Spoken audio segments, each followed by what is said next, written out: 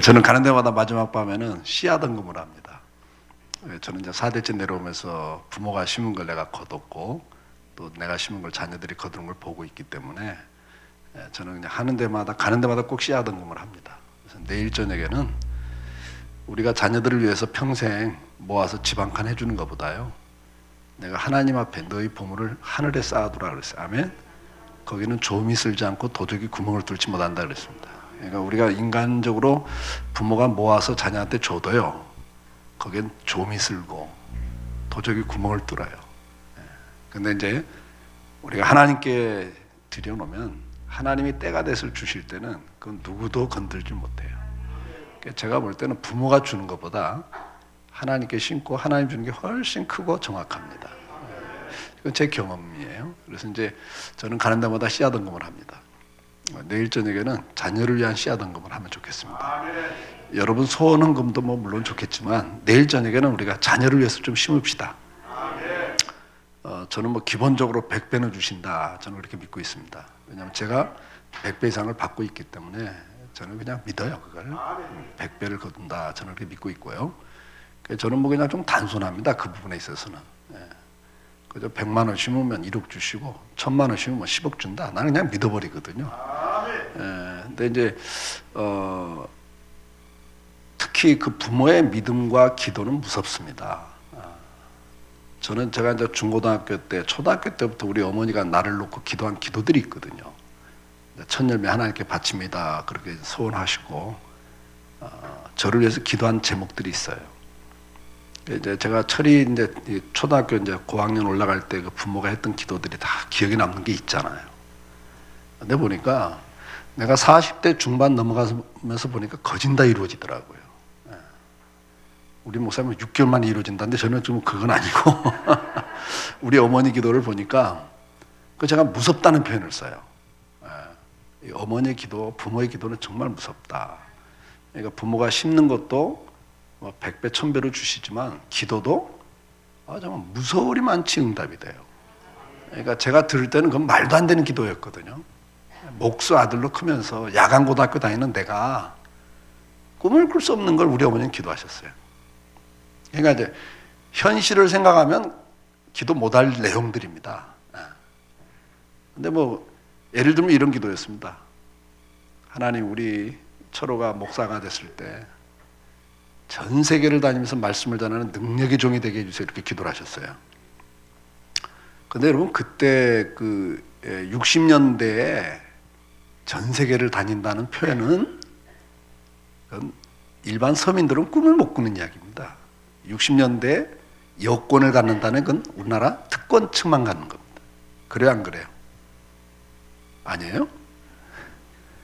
제가 90년에 처음 비행기를 탔는데 그때도 김포공항에 이제 가서 외국 나간다고 김포공항 가보면 한 사람이 가면 막 가족, 친척까지 다 나와가지고 막 잘 갔다 오라고 환영을 했어요. 막 들어올 때는 꽃다발 갖고 나와서 환영을 받고요. 외국을 나간다는 게 90년대도 그렇게 쉽지 않았습니다. 근데 제가 기억나는 게 60년대 그때 우리 어머니는 우리 아들이 전 세계를 다니면서 말씀을 전하는 능력의 종이 되게 해달라고 기도했다고요. 근데 제가 40대 후반부터 이렇게 집회를 하고 다니기 시작하는데요, 제가 지금 비행기 탄 게 600번도 더 탄 것 같아요. 참 무서워요. 40몇 개국을 제가 다녔어요. 그러니까 저는 그거 하나뿐이 아닙니다. 제가 이렇게 어릴 때 우리 외할머니가 저를 끌고 가서 기도하고 기도받게 하고 했대, 그때 기도했던 것들, 또 우리 어머니가 기도했던 거, 40대 중반 넘어가서 보니까 다 이루어지더라고요. 그래서 여러분들이 오늘 목사님 말씀하셨죠? 기록하면 그거 된다고. 그거 확실해요, 여러분. 믿고 믿음으로 구하면 역사가 있습니다. 그리고 내일은, 그래서 여러분 부모님들이 자녀들 일생에 여러분들이 책임 못 집니다. 여러분 자녀들의 인생에서 정말 중요할 때가 이제는 장수하는 시대니까 50대, 40대, 50대, 60대가 중요할 때인데, 여러분 자녀들 그 나이 되시면 여러분들은 자녀들을 도울 수 있는 인맥도 없어지고 재력도 없어져요. 그래요, 안 그래요? 자녀가 정말 우리 자녀들 인생에서 중요할 때 우리는 이미 은퇴하고 인맥이 다 무너져 가는 거예요, 여러분. 도울 수가 없어요. 하나님이 도와주셔야 돼요. 그래서 여러분들이 하나님께 기도하셔야 되고, 또 우리 자녀들이 일생을 쓸 것을 우리가 어떻게 책임지겠습니까? 하나님께 하늘 보물을 쌓아두시면 하나님이 거기서 주세요. 그게 가장 좋습니다. 그래서 내일 저녁에는 자녀들을 위한 특별 그 소원 기도 제목, 여러분들이 축복하는 기도 제목을 적으시고 씨앗 헌금을 하십시오. 그리고 내일 저녁에는 자녀들을 데리고 나오시면 다 데리고 나오세요. 내일 저녁에 이제 집회 끝나고 축복 기도하는 시간을 좀 갖겠습니다. 자녀들을 위한 축복 기도 시간을 갖겠습니다. 이건 또 하나님이 저한테 준 은혜니까, 또 강사로 왔으니까 또 제게 주신 은혜를 나누고 가야죠. 그래서 내일은 그렇게 하는 걸로 하겠습니다. 그리고 내일 저녁에는 자녀들 데리고 오시고, 그 다음에 가족끼리 좀 앉아주세요.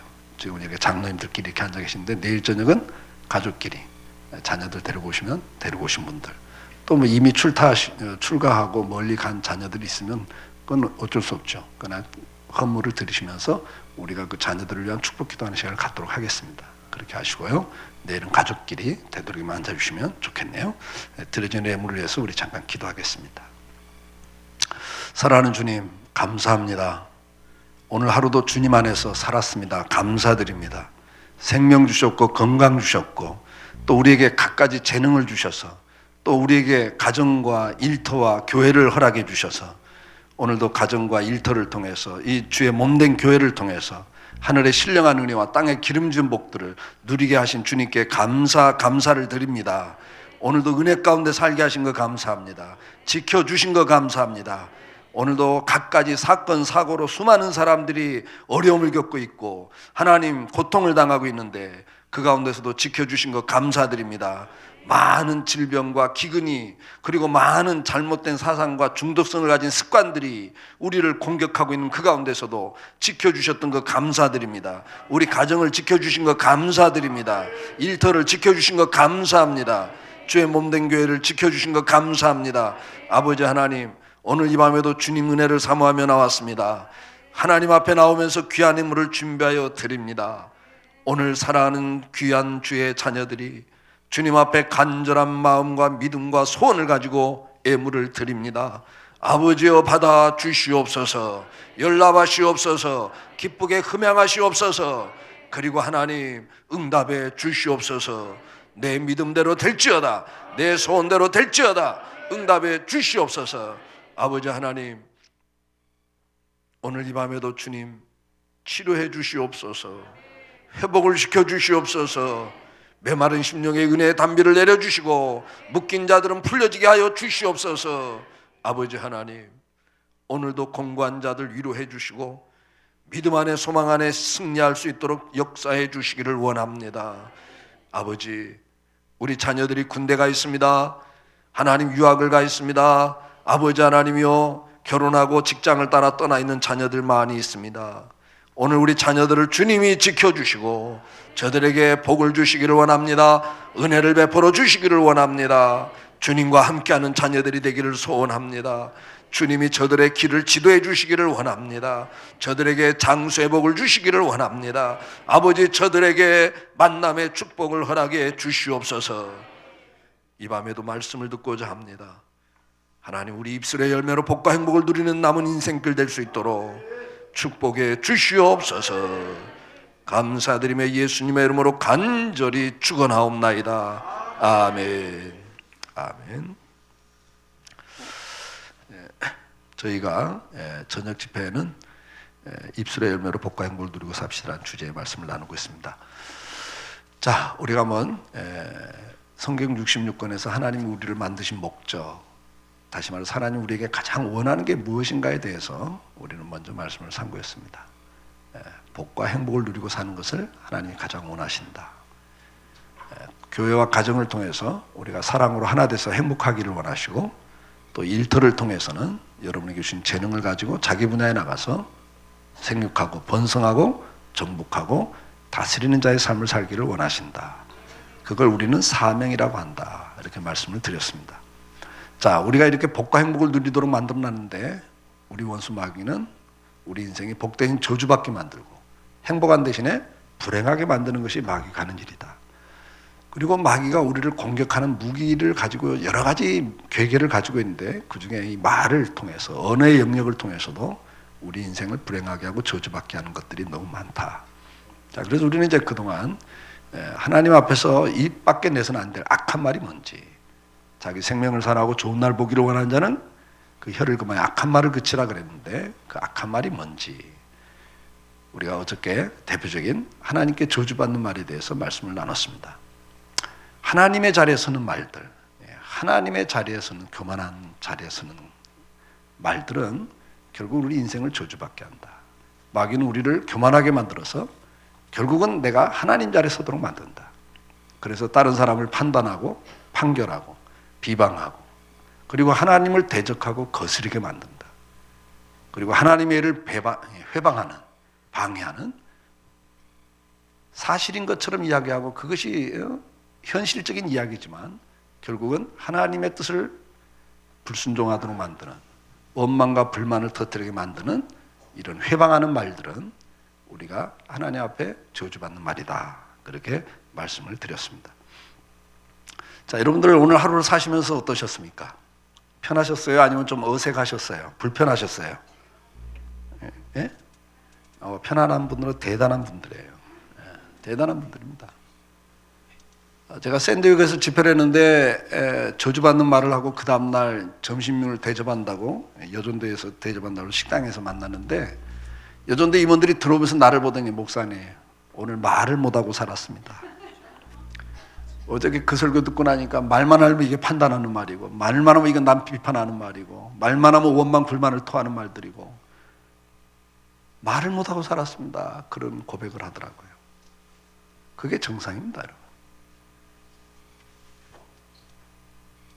1년 후에 LA에서 LA 선교대회가 있어서 강의를 하나 맡아서 갔는데 그 샌디에고 목사님이 거기 또 이렇게 주최하는 교회 가운데 한 교회라 그 교인들이 봉사하러 바렌티어로 오셔가지고 봉사를 하다가 나를 보더니 목사님 1년 지났는데 나를 보더니 그래요. 목사님 지금도 말 조심하고 삽니다. 그러더라고요. 그게 은혜 제대로 받은 사람들의 모습입니다. 은혜를 받았다는 것은 말씀을 듣고 그 말씀대로 순종하는 거예요. 그게 인생의 축복입니다. 우리는 말씀을 듣고 생각이 바뀌어야 됩니다. 말씀을 듣고 우리의 태도나 습관이나 버릇이 바뀌어야 됩니다. 말씀을 듣고 내 인생의 방향이 바뀌어야 됩니다. 이 전환이 없으면 우리는 발전하지 않습니다. 성숙할 수가 없습니다. 성숙이라고 하는 것은, 발전이라고 하는 것은 전환을 통해서 이루어지는 겁니다. 이 전환은 3대 전환이 있습니다. 첫째가 생각의 전환, 두 번째가 태도의 전환, 세 번째가 방향의 전환. 이 세 가지 전환이 이루어지지 않으면 우리는 실질적으로 은혜의 보좌 앞에 나갈 수가 없습니다. 신앙에 성숙할 수가 없습니다. 그래서 우리는 말씀을 들을 때 그냥 아멘 하고 끝나면 안 돼요. 말씀을 듣는 자리에 와 있는 게 축복이고 그 다음에 말씀을 깨닫는 건 더 축복이고 그 깨달은 말씀대로 순종하고 사는 것은 진짜 큰 축복이에요. 저와 여러분이 그 자리에 갈 수 있기를 축복합니다. 내 이론과 사상을 가지고 말씀을 대적하면 안 돼요. 그걸 거부하면 안 됩니다. 그것이 인간의 타락한 인간의 모습이거든요. 교만한 모습입니다. 겸손하게 말씀 앞에 나를 쳐서 복종시키는 바울과 같은 은혜가 있기를 주의 이름으로 축복합니다. 자, 오늘은 우리가 하나님께 영광 돌리는 말, 복 받는 말에 대해서 함께 말씀을 나누려고 합니다. 자, 복 받는 말은 하나님께 영광을 돌리는 말을 하면 축복이 따라옵니다. 그 하나님께 영광을 돌리는 말의 대표적인 말이 뭐냐? 첫째가 하나님을 자랑하는 말입니다. 무슨 말이요? 하나님을 자랑하는 말. 우리는 여호와 우리 하나님의 이름을 자랑하리로다. 세상 사람들은 자기 실력과 능력을 의지하고 자랑하지만 지금 그 말이에요. 혹은 병거 혹은 말을 의지하나 그 말은 뭐예요? 군사력. 세상 사람들은 자기의 힘과 능력과 물질을 자랑해요. 자기 권력을 자랑해요. 그러나 우리는 여호와 이름을 자랑하리로다. 성도가 자랑해야 될 것은 여호와입니다. 그런데 우리는 자랑을 하지 말라는 자랑을 많이 하고 삽니다. 성경에 보면 자랑하지 말라는 게 나옵니다. 이 자랑하지 말라는 것이 어떤 것인가?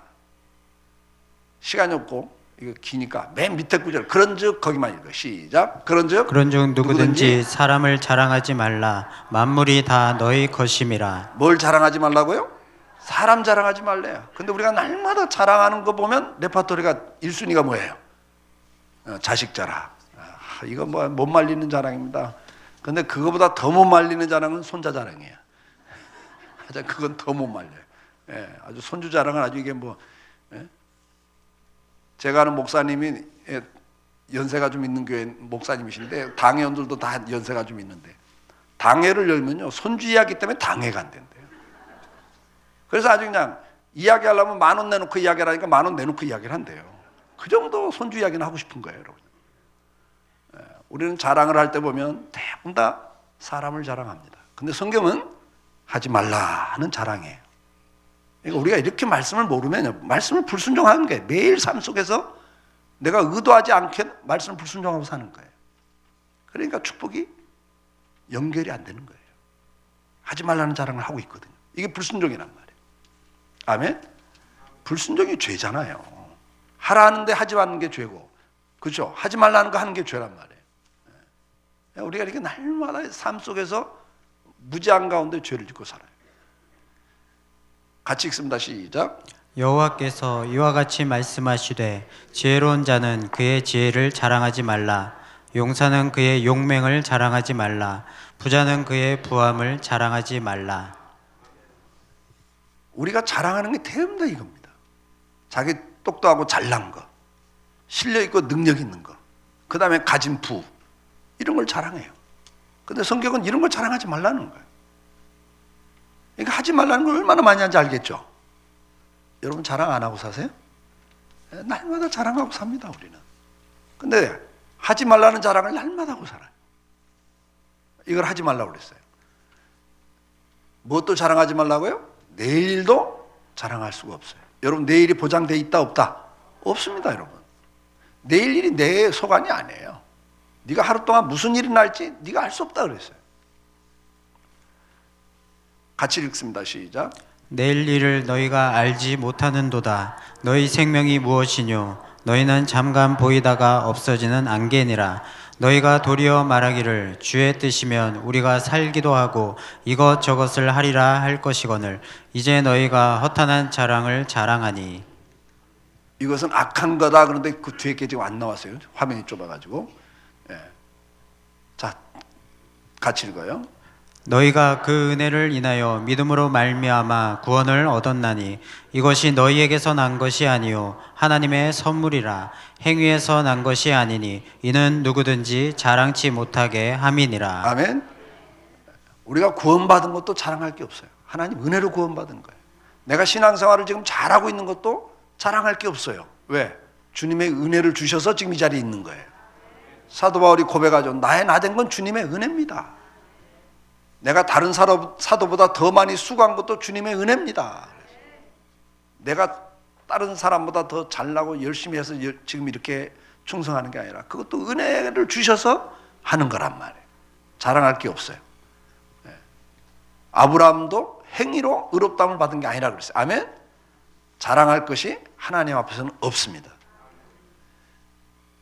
계속 그런 말씀이에요. 제 화면 안 나왔대요. 우리가 아무 육체라도 하나님 앞에서 자랑하지 못하게 하람이라 그랬습니다. 하나님께서 우리를 구원하실 때 학벌 보고 스펙 보고 우리를 구원하신 게 아니에요. 만약에 스펙을 보고 구원하신다 그러면 저는 구원 못 받았어요. 잘난 순대로 구원하셨다 그러면 나는 명함도 못 내밀어요. 우리가 하나님 앞에서 자랑할 게 있다 없다? 없습니다. 없습니다. 이러한 자랑은 다 뭐라고 그랬어요? 악한 자랑이라고 했어요. 허탄한 자랑을 자랑 이런 것은 다 악하다 그랬습니다. 왜 이런 게 악한 자랑입니까? 왜 허탄한 자랑입니까? 내가 지혜롭고 똑똑하고 잘난 거, 지혜로운 자는 그 지혜를 자랑하지 말고 용사는 그 용맹을 자랑하지 말고 부자는 그 부함을 자랑하지 말라 그랬는데 내가 똑똑하고 잘난 거, 실력 있고 능력 있는 거, 가진 거 자랑하지 말라고 그랬단 말이에요. 왜? 그게 허탄한 자랑이라는 거예요. 허탄한 자랑. 제 친구가 막 흥분할 일이 있었고 흥분하다가 혈압이 쳤어요. 그러고 뭐 뇌출혈이 아니라 혈압이 치면서 혈관을 상처를 냈어요. 그러면서 부었어, 혈관이. 부으면서 옆에 있는 신경을 건드렸는데 뇌출혈이 아닌데도 반신마비가 오더라고. 그 신경을 건드려가지고. 그래갖고 현대 아산병원에 입원을 했어요. 제가 병문안을 갔죠. 반신마비가 오니까 입이 삐뚤어져가지고 말도 막샤 막 이러면서 말도 제대로 못해. 근데 여러분 요즘 그 종합병원 가면 다 그 병동에는 어떤 환자들이 입원해 있어요? 심혈관. 그러면 심혈관 환자가 다 입원해 있는 거예요. 그러면서 나를 보더니 그래, 이 목사 사람 별거 아니야 그러는 거예요. 왜 그랬더니 40대 중반의 대학 교수가 지금 같이 입원해 있는데 뇌출혈이 왔는데 실풀질이 하나 터졌는데 이 지능을 감당하는 뇌가 죽은 거예요. 그래갖고 지능이 6살 수준으로 떨어져 버렸대요. 그래갖고 하루 종일 앉아서 하는 말 한마디래. 엄마 나 아파. 엄마 나 아파. 이러고 있대, 대학 교수가. 내가 똑똑하고 잘난 거요? 실핏줄 하나만 터져도 끝나는 거예요. 그 친구가 그러더라고. 이 목사 사람 별거 아니야. 여기 와서 보니까 정말 별거 아니야. 그래. 그 가는 신경 하나만 건드려줘도 실핏줄 하나만 터져도 인생은 그냥 잘난 것이 한순간 무너지는 겁니다. 여러분 뭐 외모가 잘났다고요? 저희 교회 청년 하나가 3교대 근무를 하는데 새벽에 퇴근했습니다. 야간 근무하고. 낮에 다 식구들이 어머니도 나가고 형 동생도 나가고 다 또 일하러 나가고 혼자 자다가 불이 났어요. 너무 고나게 자다가 늦게 뛰어나왔어요. 전신에 화상을 입었는데 겨우 살았어요. 여러분 얼굴을 뭐 열몇 차례인가 수술하는데도 모자 쓰고 지금도 마스크 하고 다닙니다. 여러분. 한순간이 한순간. 잘났다고요? 그게 네 거냐 그 말이에요. 인생은 자랑할 게 있다 없다. 내일 어떻게 될지 모른다니까요. 내일 어떻게 될지 누가 알아요. 오늘도 서울 시내에서 교통사고로 몇 명이 죽었을 거예요. 매일 죽더라고요. 그러면 그 사람들이 출근하면서 나 오늘 죽을 거 알고 출근하는 사람이 있을까 없을까? 그전에 언제나 보니까 뭐 지하철 타러 내려가는데 그 대리석 벽에 붙은 게 떨어져서 어떤 사람 죽더라고. 그 사람은 그 계단 내려갈 때도 자기가 죽는 거 알았다 몰랐다. 1초 후에도 모르고 사는 게 인생이에요. 여러분. 옛날에 성수대교가 끊어질 때도 그 다리를 건너가던 운전하던 사람들 가운데 그날 떨어져 죽을 걸 아마 10초 전에만 와도 브레이크 잡고 서고는 막 쫓아나왔을 거야 아마. 그래 안 그래요? 우리는 내일 일을 모르는 게 아니고 우리 옛날 어른들이 한 찹을 못 내다보는 거야. 한 찹. 그런데 그게 내 것인 것처럼 자랑하는 것이 허탄한 자랑이라 그 말이에요. 돈 있다고요? 하나님 그래요. 날개를 날고 날아가는 게 재물이다 그랬어요. 하루아침에 언제든지 날아가요. 오늘 우리는 이러한 자랑을 허탄한 자랑이라는 것도 악한 자랑이라 그래요. 왜 악해요? 하나님 주신 은혜인데 그걸 자기 것처럼 자랑하니까 이 자랑을 악한 자랑이라 그런단 말이에요. 악인은 자랑을 하고 살아요. 이런 자랑은 교만한 자들이 하는 겁니다. 이거 우리가 자랑할 때 보면 다 교만해서 잘하는 거예요. 그 마음에 하나님 두기 싫어하는 사람들에게 나타나는 증상이 뭐냐? 여러 가지 증상이 나와요. 여러분 이 체크리스트를 잘 보셔야 돼요. 내 마음에 하나님 두기를 싫어하면 우리 본능이 타락한 인간이기 때문에 거기서 추한 것들이 나오기 시작합니다. 추악, 불의, 탐욕, 악의가 가득하고 시기, 살인, 분쟁, 사기, 악독이 가득하고 수근수근하고 남을 비방하고 능욕하고 교만하고 자랑한다. 결론은 이 자랑은 하나님을 마음에 두지 않는 하나님을 버린 사람들에게 나오는 증상들이에요. 같이 읽겠습니다. 이는 세상에 있는 모든 것이 육신의 정욕과 안목의 정욕과 이생의 자랑이니 다 아버지께로 쫓아온 것이 아니요 세상으로 쫓아온 것이라. 예, 이런 육신의 정욕, 안목의 정욕, 이생의 자랑은 하나님부터 온 게 아니라 마귀로부터 왔다고 말이에요. 마귀는 여러분들을 교만하게 만들어서 자랑하게 만들어요. 그래서 하나님의 영광을 가려게 만드는 거예요. 가로채게 만드는 거예요. 그게 죄를 짓게 만드는 거란 말이에요. 그 인생이 불행해지는 거예요. 은혜를 모르고 사는 사람이 돼버린단 말이에요. 자기 잘난 맛을 사는 사람이 된단 말이죠. 그러니까 우리는 자랑하라는 게 있어요. 뭘 자랑하라는가? 같이 읽습니다. 무엇을 하든지 말에나 일에나 다 주 예수의 이름으로 하고 그를 힘입어 하나님 아버지께 감사하라. 아멘. 무엇을 하든지 말에나 일에나 누구의 이름으로 하라고요? 주님의 이름으로 하라는 거예요. 다시 말해 주님께 영광을 돌리게 하란 말이죠. 이번에 우리 애가 대학을 잘 갔어요. 근데 누구 닮았는지 모르겠어. 뭔 말이 하고 싶은 거예요?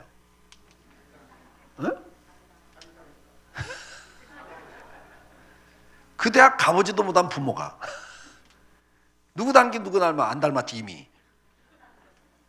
그 말을 할 때도 그렇게 하는 게 아니란 말이에요.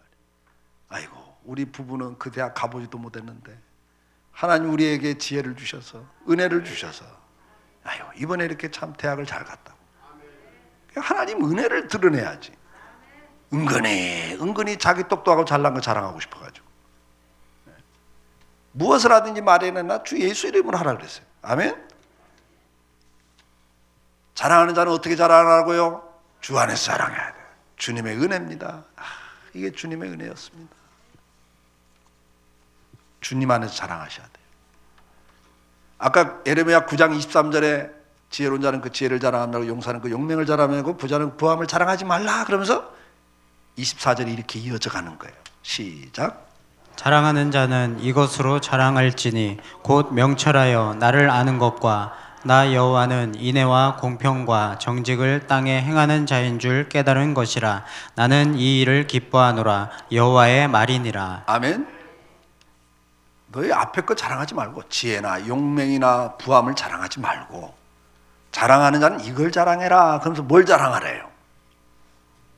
예?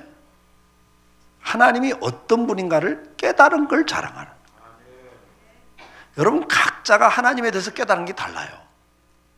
하나님 주신 은혜가 각기 다르고 상황이 다르기 때문에 여러분들 하나님이 어떤 분인가 여러분들이 깨달은 대로 쓰세요 다 다릅니다. 여러분 어떤 분은 참 하나님은요 사랑의 하나님이세요. 어떤 분은 그래요 하나님은 은혜가 많은 분이에요. 어떤 분은 그래요 하나님은 참 오래오래 참아주시는 분이에요. 어떤 분은 그래요 하나님은 참 능력의 하나님이세요. 왜? 자기가 체험하는 하나님이 있거든요. 이해가 되시죠? 그러니까 주님이 지금 뭘 말하냐면 너희가 자랑할 때 다른 거 자랑하지 말고 네가 하나님에 대해서 깨달은 걸 자랑하라는 거예요. 이걸 이제 우리말로 하면 뭐예요? 간증이에요. 간증을 하라는 거예요. 어떤 일을 하더라도 예수가 드러나야 한다는 이야기예요. 제가 LA 집회를 갔는데 오렌지 카운티라고 하는 그 LA 이제 근교에 도시가 있습니다. 거기 이제 오렌지 그 교회가 있어요. 좀 큰 교회인데 집회를 갔습니다. 집회를 갔는데 그 본교회 담임 목사가 목사님 내일 새벽 기도는 목사님이 좀 마무리를 좀 줘주세요. 그래요. 왜요? 그랬더니 제가 갑자기 좀 일이 있어서 내일 새벽에는 좀 LA를 갔다 와야 됩니다. 그 무슨 일인데요? 그러면서 이제 이야기를 하는데 이런 이야기를 하는 거예요. 이명박 대통령이 대통령 되기 전에 전 서울시장이라는 직함을 갖고 한나라당 대통령 후보가 됐을 때예요. 근데 그분이 LA를 갑자기 방문했는데 그래서 LA에는 교계 지도자들이 모여서 조찬 기도회를 하기로 했다고. 근데 이제 그 교회가 좀 큰 교회니까 자기가 사회를 맡았다고. 그래서 제가 갑자기 사회를 맡아서 내일 새벽에는 아침 일찍이 가서 조찬 모임도 하고 기도회를 하고 올 테니까 새벽 기도는 좀 알아서 해달라고. 그리고 점심 식사나 같이 하시자고. 그러더라고. 그러고 이제 점심을 같이 먹는데 목사님 별일이 다 있어요. 왜요? 갑자기 한국에서 급한 일이 생겼고 갑자기 귀국을 하는 바람에 그 조찬 기도회가 취소됐다는 거야. 아침에 갔다가. 그러면서 하는 말이 이거 기도회는 하나님께 하는 건데 그 본인 없다고 기도회가 취소된 거 보니까 좀 이상해요. 그러면서 하는 말이 그거예요. 이건 눈도장 찍으려고 모인 거 뭐예요? 그러면서 이런 이야기 하는 거예요. 요즘에 LA엔 난리 났습니다. 뭔 이야기인가 하고 이제 이야기를 들은 게 이런 이야기예요. 막 이제 한인들끼리 모여서 정치, 미국 정치 이야기 하는데 어떤 사람은 은근히 한국 정치 이야기로 주제를 바꾼다는 거야. 그리고 한국 정치 이야기 하다가 그 이명박 전 서울시장 아, 그 사람 그 정치하면 잘할 것 같지 막 그런다는 거예요. 그러다가 나중에 결론이 뭐예요? 얼마 전에 나하고 또 식사 같이 했어 막 이런다는 거예요.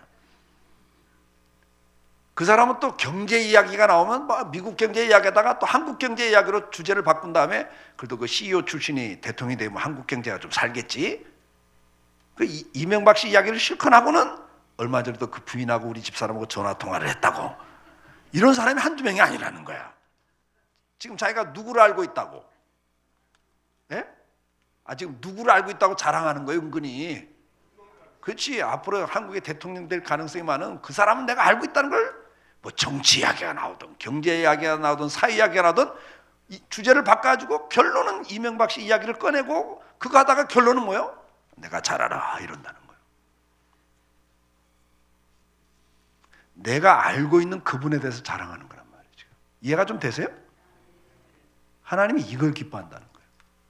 네가 누구를 만나서 무슨 이야기를 하더라도 결론이 내가 만난 하나님을 이야기하고 있는 거예요.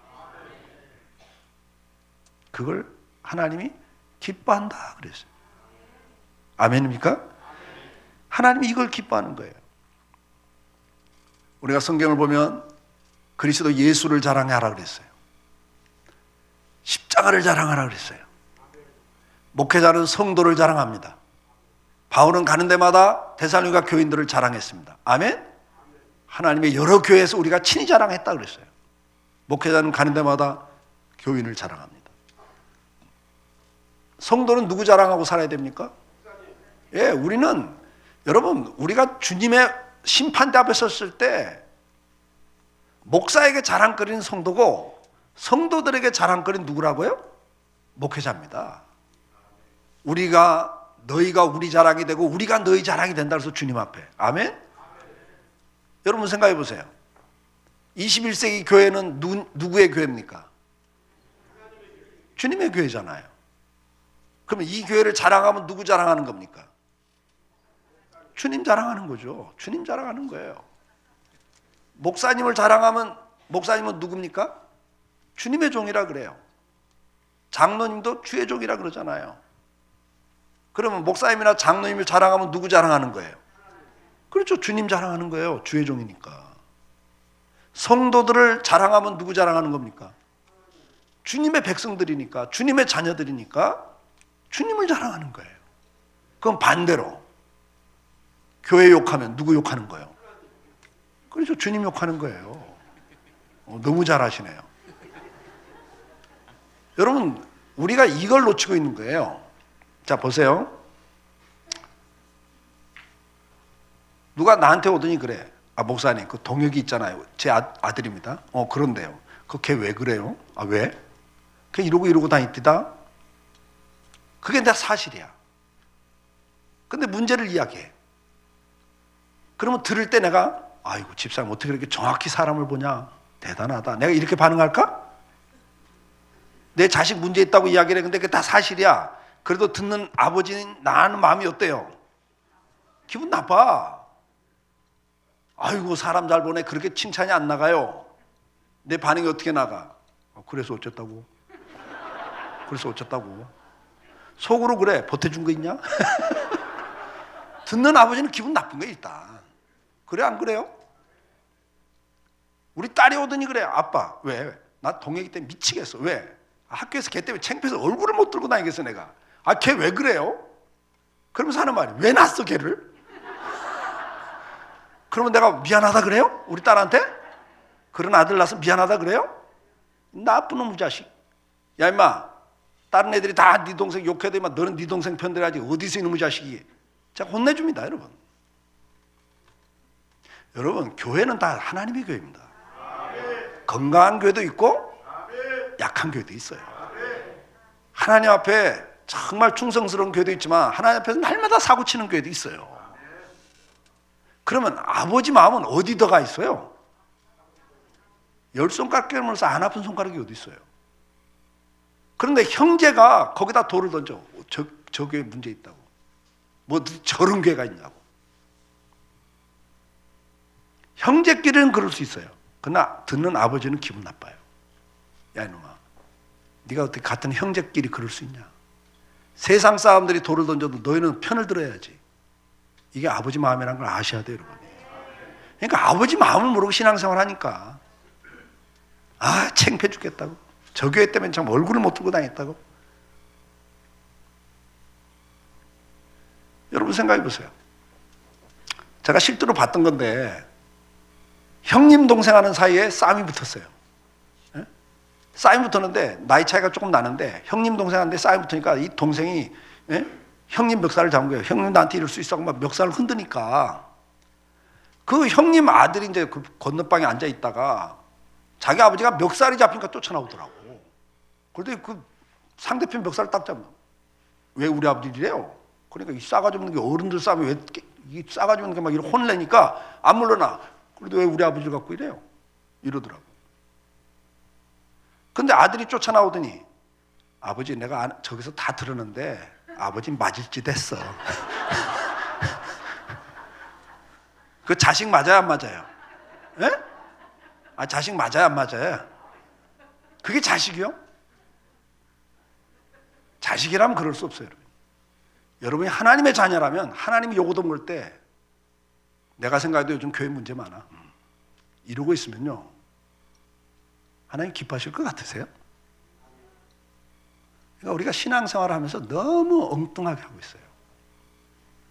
날마다 주님 사랑합니다 하는데 실은 사랑하는 게 아니에요.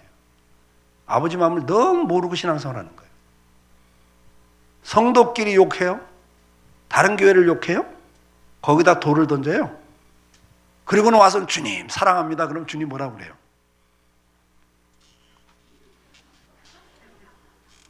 야, 네 옆에 있는 사람부터, 네 옆에 있는 교회부터 사랑해봐라. 형제자매인데 거기부터 사랑해봐. 그러신단 말이에요. 아멘? 우리는 성경에 보면 이런 이야기들이 나옵니다. 같이 읽습니다. 시작. 누구든지 사람 앞에서 나를 시인하면 나도 하늘에 계신 내 아버지 앞에서 그를 시인할 것이요 누구든지 사람 앞에서 나를 부인하면 나도 하늘에 계신 내 아버지 앞에서 그를 부인하리라.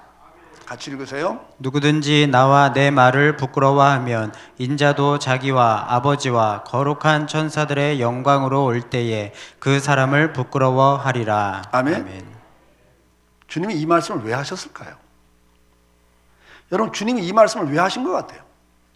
너희가 사람 앞에서 나를 시인하면 나도 마지막 심판대 앞에서 너를 시인할 거지만 네가 사람들 앞에서 나를 부인하면 나도 마지막 심판대 앞에서 너를 부인할 거다 그래요. 주님 뭐라고 그래요? 너희가 나와 내 말을 부끄러워하면 나도 아버지와 거룩한 천사들 앞에서 마지막 심판대 앞에서 너를 부끄러워할 거다 그래요. 이 말씀을 왜 하셨을까? 왜 이런 말씀을 하셨을까요? 70년대에 실제로 있었던 이야기죠. 시골에 아버지가 논 팔고 소 팔아가지고 아들을 서울법대 졸업시켰어요. 판사가 됐습니다. 그 시대에 서울법대 나오고 판사가 되면 영감 소리를 들었습니다. 맞죠? 영감 소리를 들었습니다. 판사가 되고 나니까 서울의 부잣집 딸과 결혼을 했습니다. 처갓집에서 그 시대 최고 주택인 양옥주택을 사서 줬습니다. 아버지가 이제 면사무소 나가면 옛날에는 뭐 면장이 뭐 인사도 안 하던 면장이 면사무소 나가면 면장이 쫓아나와서 아이고 어르신 왔습니까 인사를 해. 그때마다 뭐예요? 내가 소 팔고 논 판 거 잘한 거예요. 잘했어. 아들이 결혼 잘했다는 소식 듣고 또 나 소 팔고 논 판 거 잘하는 거예요. 긍지를 갖고 사세요. 어느 날 이 아버지가 아들 집을 한번 찾아와 봤습니다. 양옥집이란 최신 주택에 들어가서 소파 한 대를 앉아서 보니까 이게 천국이 따로 없어. 너무 좋은 거예요. 내가 소 팔고 논 판 거 잘한 거예요. 흐뭇해 갖고 계셔요. 근데 이 아들이 서울에 와서 판사가 되고 난 다음에 친구들을 사귀면서 보니까 국회의원 아들도 있고 장관 아들도 있고 사장 아들도 있어. 판사들 가운데 명문집 자녀들이 있단 말이에요. 친구로 사귀어요. 그래서 자기도 잘 살고 있다는 걸 보여주기 위해서 자기 집에 초청을 했어요. 식사 초대를 했습니다. 그 약속을 다 해놓고 이제 언제 우리 집에 와라는데 아버지가 연락도 없이 그 전에 이틀 전에 올라오신 거예요. 또 앉아 계신데 약속 날짜가 돼서 친구들이 들어옵니다. 친구들이 본다 보니까 소파에 시골 할아버지 한 분이 앉아 계시거든. 누구시냐? 근데 이 아들이 빨리 와 빨리 와. 왜 이렇게 늦었어? 저 음식 다 식겠다. 건너방에 상 차려놨으니까 빨리 들어가자 이러는 거예요. 그러니까 또 따라 들어가면서도 쭈비 누구시냐? 또 그러니까 야, 그 누구는 아직도 안 왔다. 왜 이렇게 늦어? 딴청만 부리는 거예요. 아버지는 그때부터 이제 모든 신경이 거기 들어가 있죠. 근데 건너방에 들어가면서 또 누가 누구시냐? 인사나 하고 들어가야 되는데 막 이러고 하니까 이 아들이 마지못해서 아주 조그만 소리를 하는 소리를 귀 기울이니까 듣는 거예요. 안 그러면 신경 안 써서 안 들릴 소리인데 시골에서 올라오신 집안 어른이야 그런 거예요. 왜 그랬을까? 예? 이 아들이 왜 그랬어요? 이 명문집 자녀들 친구들을 사귀면서 자기 아버지가 그 순간 갑자기 부끄러운 거예요. 그래서 말을 못하고 딴청만 하다가 하도 이제 반복된 질문 속에 마지못해 했던 말이 뭐라고요? 시골에서 오는 집안 어디냐는 거예요. 이 소리가 귀에 딱 들어오는 순간 이 아버지는 마음이 어땠을까? 여러분이 이제 그 아버지 마음을 한번 생각해봐. 여러분 어땠겠어요? 맞아. 뭐 후회만 됩니까? 그냥 억장 무너지고 피눈물 나죠. 에? 진짜 후회가 되죠. 그래도 계속 소 팔고 논 팔고 잘한 거요? 아니죠. 아닙니다, 여러분. 피눈물 나는 이야기예요, 이야기가. 여기까지 싫어하고 그 다음에는 이제 제가 하는 이야기예요. 근데 그 다음에 아들이 연락이 오더니 아버지 내가 그래도 처갓집이나 다른 사람들한테 좀 잘 보여야 되는데 아버지 한 번만 더 팔아주세요. 팔아주겠다 안 팔아주겠다.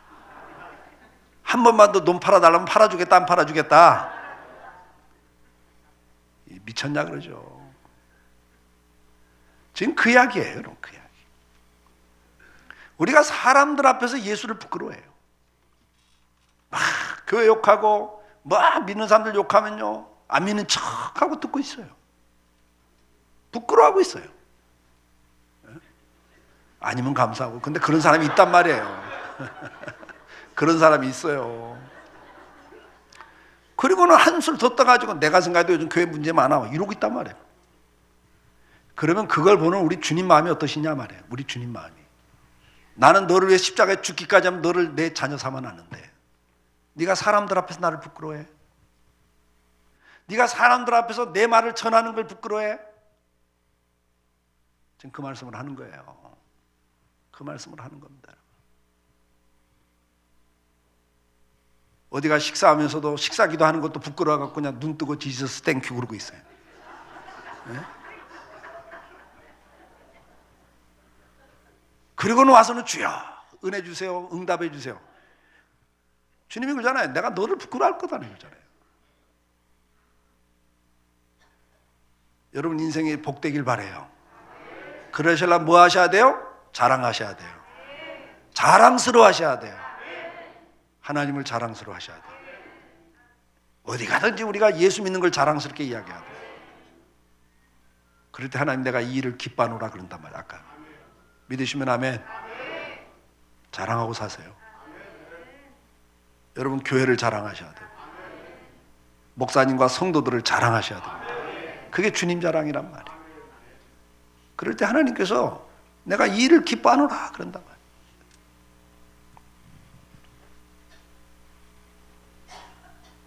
내가 네 목구를 호주머니에 넣어놨어요. 둘째는 감사하는 말이에요.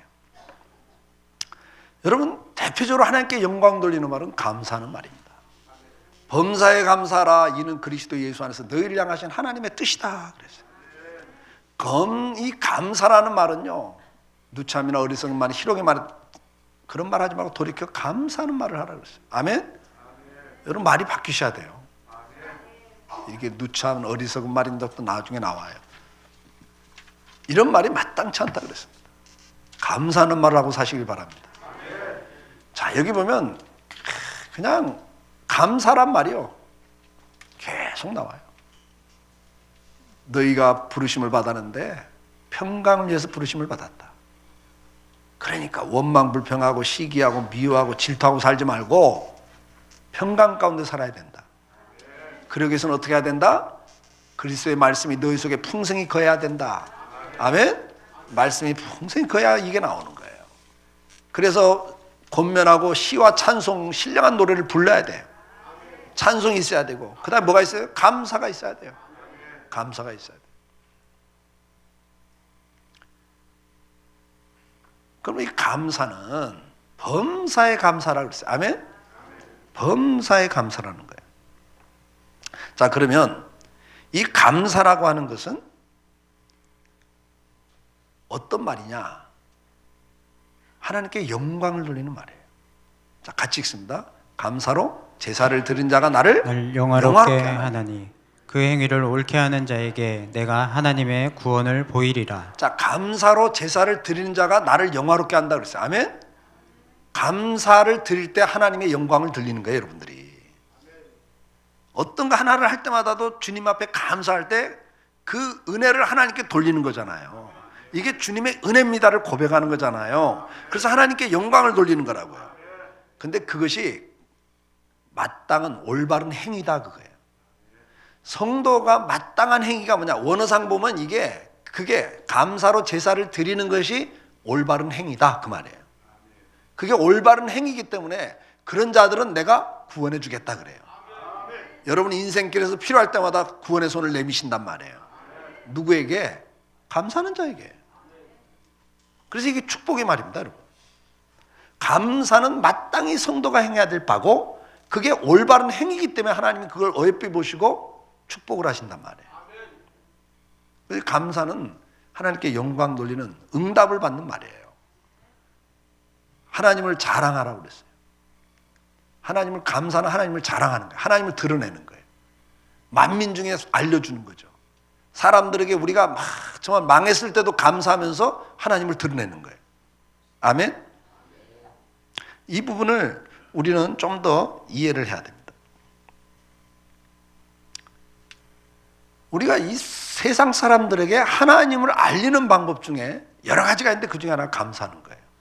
앞에서 말한 하나님을 자랑하는 거고 동시에 감사하는 거예요. 저희 장로님이 계시는데 저희 상가교회 때 그 장로님이 부평으로 이사를 오셨어요. 서울에서 사업을 하던 분입니다. 80년대 초에 자가용을 굴리고 가정부를 두고 살던 분이에요. 근데 친구하고 동업을 했는데 친구한테 사기를 당해가지고 완전히 알거지가 되셨어요. 그래가지고 이 부평에 2평짜리인가? 그 소형 아파트 겨우 하나 사가지고 내려오신 거예요. 그러니까 사실 부평에서는요, 여기도 부평이 좀 가깝지만 우리 저쪽에 계양구 그쪽은요 50대 이상이 이사 왔는데 뭐 하다 오셨냐고 물으면 실례야. 이게 집이 싸서 오는데, 집이 싸서. 그래서 망해서 오는 분들이 많아요. 아니면 리타해서 오는 분도 계시고. 그런데요, 이분이 이제 와가지고 내가 신발 가면 그 부인이 날마다 머리를 이제 수건으로 징여매고 머리 아프다고 날마다 울고 앉았어요. 그래 그랬죠. 집사님 왜 울어요? 속상해서 울죠. 그 뭐가 그렇게 속이 상해요? 그랬더니 하나님 영광 가려서 속이 상해요 그러는 거예요. 아니 뭘 하나님 영광 가려서 속이 상해요? 그랬더니 내가 6남매예요 목사님. 근데 6남매 가운데 예수 믿는 건 나 하나예요. 다 불교예요. 근데 예수 믿는 내가 망했다고요. 그러니 하나님 영광 가리우죠. 그래서 속이 상해서 우는 거예요 그러는 거예요. 그래서 내가 그때마다 30대니까 요즘 같으면 그렇게 말 안 하는데 그때는 30대니까 집사님 속 보인다. 뭐가 하나님 영광 가려서 울어? 속상해서 울지 지금. 자존심 상해서 울지.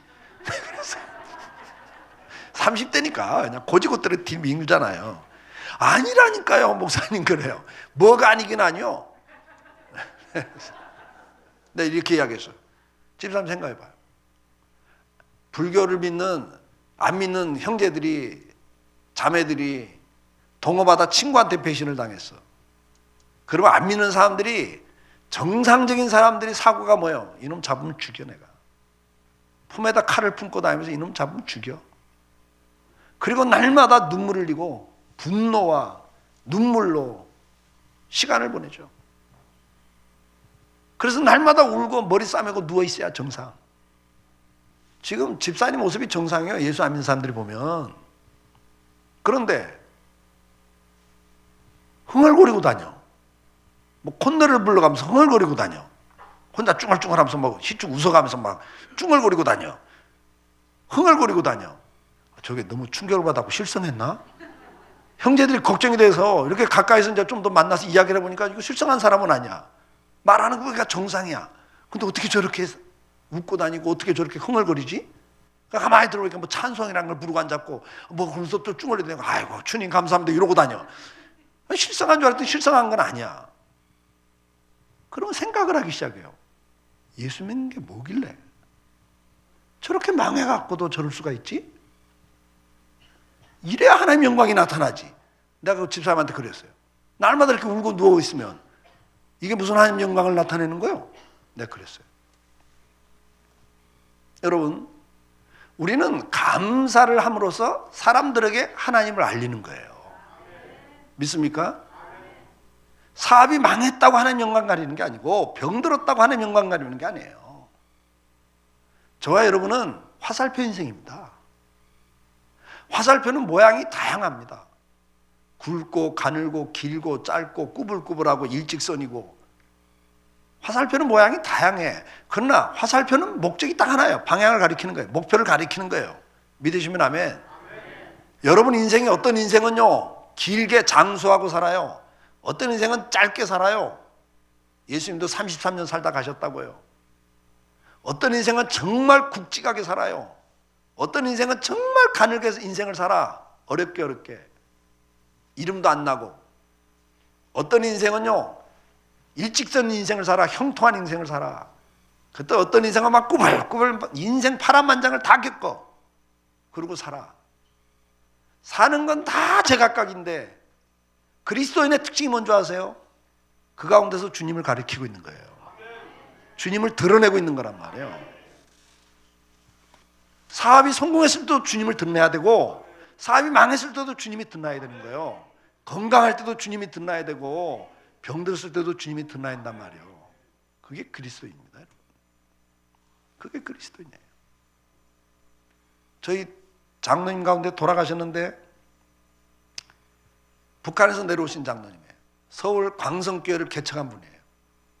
그래서 거기서 장로로 이제 은퇴하신 다음에 부평에 십몇 평짜리 아파트로 두 부부가 오셨어요. 이제 은퇴하시고 이제 아파트를 줄인 거죠. 생활하시려고. 그래갖고 저희 교회 출석을 하셨어요. 근데 이분이 정말 건강하신 분입니다. 근데 어느 날 어깨가 너무 아파. 한 달 동안 계속 아프니까 혼자 병원 가신 거예요. 그때마다 부평에 안병원이라는 데 가셨어요. 근데 진찰하니까 골수암 말기야. 그래갖고 그냥 그날로 입원하셨어요. 그리고 한 석 달 있다 돌아가셨는데 이게 말기가 되면 급속도로 악화되시는데 나중에는요 뭐 뼈에 가죽만 딱 붙어 있는 거예요. 이미 가죽은 새카맣게 변하고 막판에 가니까 물 한 모금 못만 마셔가지고 뭐 입술만 갈라지니까 혓바닥까지 다 갈라지고 말기 암의 통증이 얼마나 크든지 조금만 움직이면 그냥 뼈가 부러지는 소리가 나면서 그냥 고통스러워 하시는 거예요. 권사님이 옆에서 수발을 드는데 제가 한번 신방을 갔어요. 갔더니 목사님 왜 나를 하나님이 안 불러가요? 나 살 만큼 살았고 나 하나님 앞에 갈 준비 다 끝났습니다. 회개할 거 다 했고요. 더 이상 살고 싶은 여한도 없고요. 근데 왜 하나님이 나를 안 불러가요? 하고 원망 섞인 목소리로 너무 고통이 심하시니까 나한테 말씀을 하는 거예요. 그래서 제가 그랬죠. 장모님, 예수 믿는 사람은 죽는 마지막 날까지도 사명이 있잖아요. 목사님,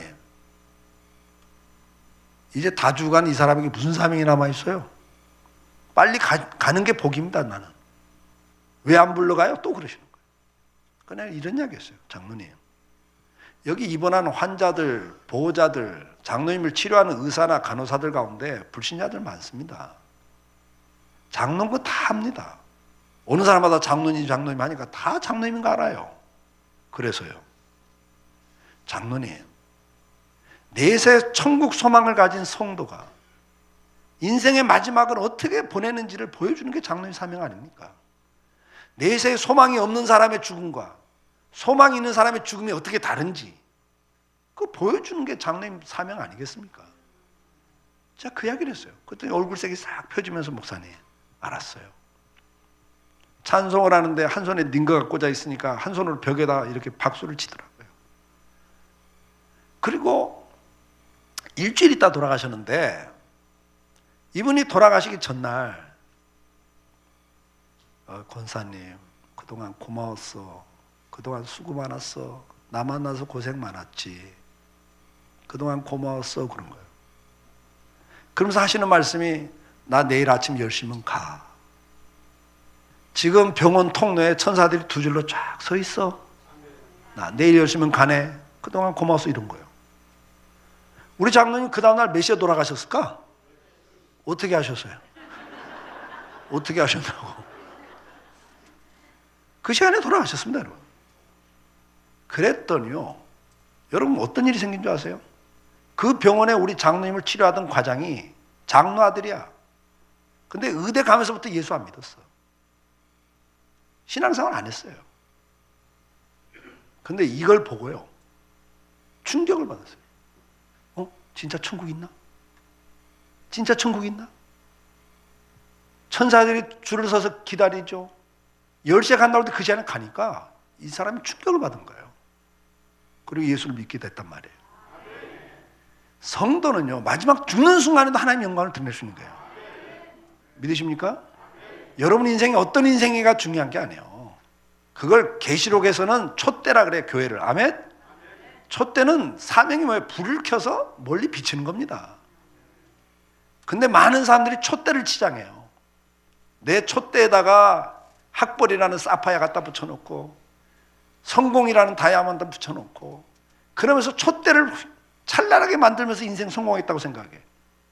여러분 아무리 스펙을 쌓고 아무리 성공해서도 여러분 인생을 통해서 예수 그리스도가 드러나지 않았다면 불 꺼진 촛대입니다. 주님은 그 촛대를 옮기신다 그랬어요. 사명 모르고 사는 인생은 이 세상에서 아무리 성공해도 성공이 아닙니다.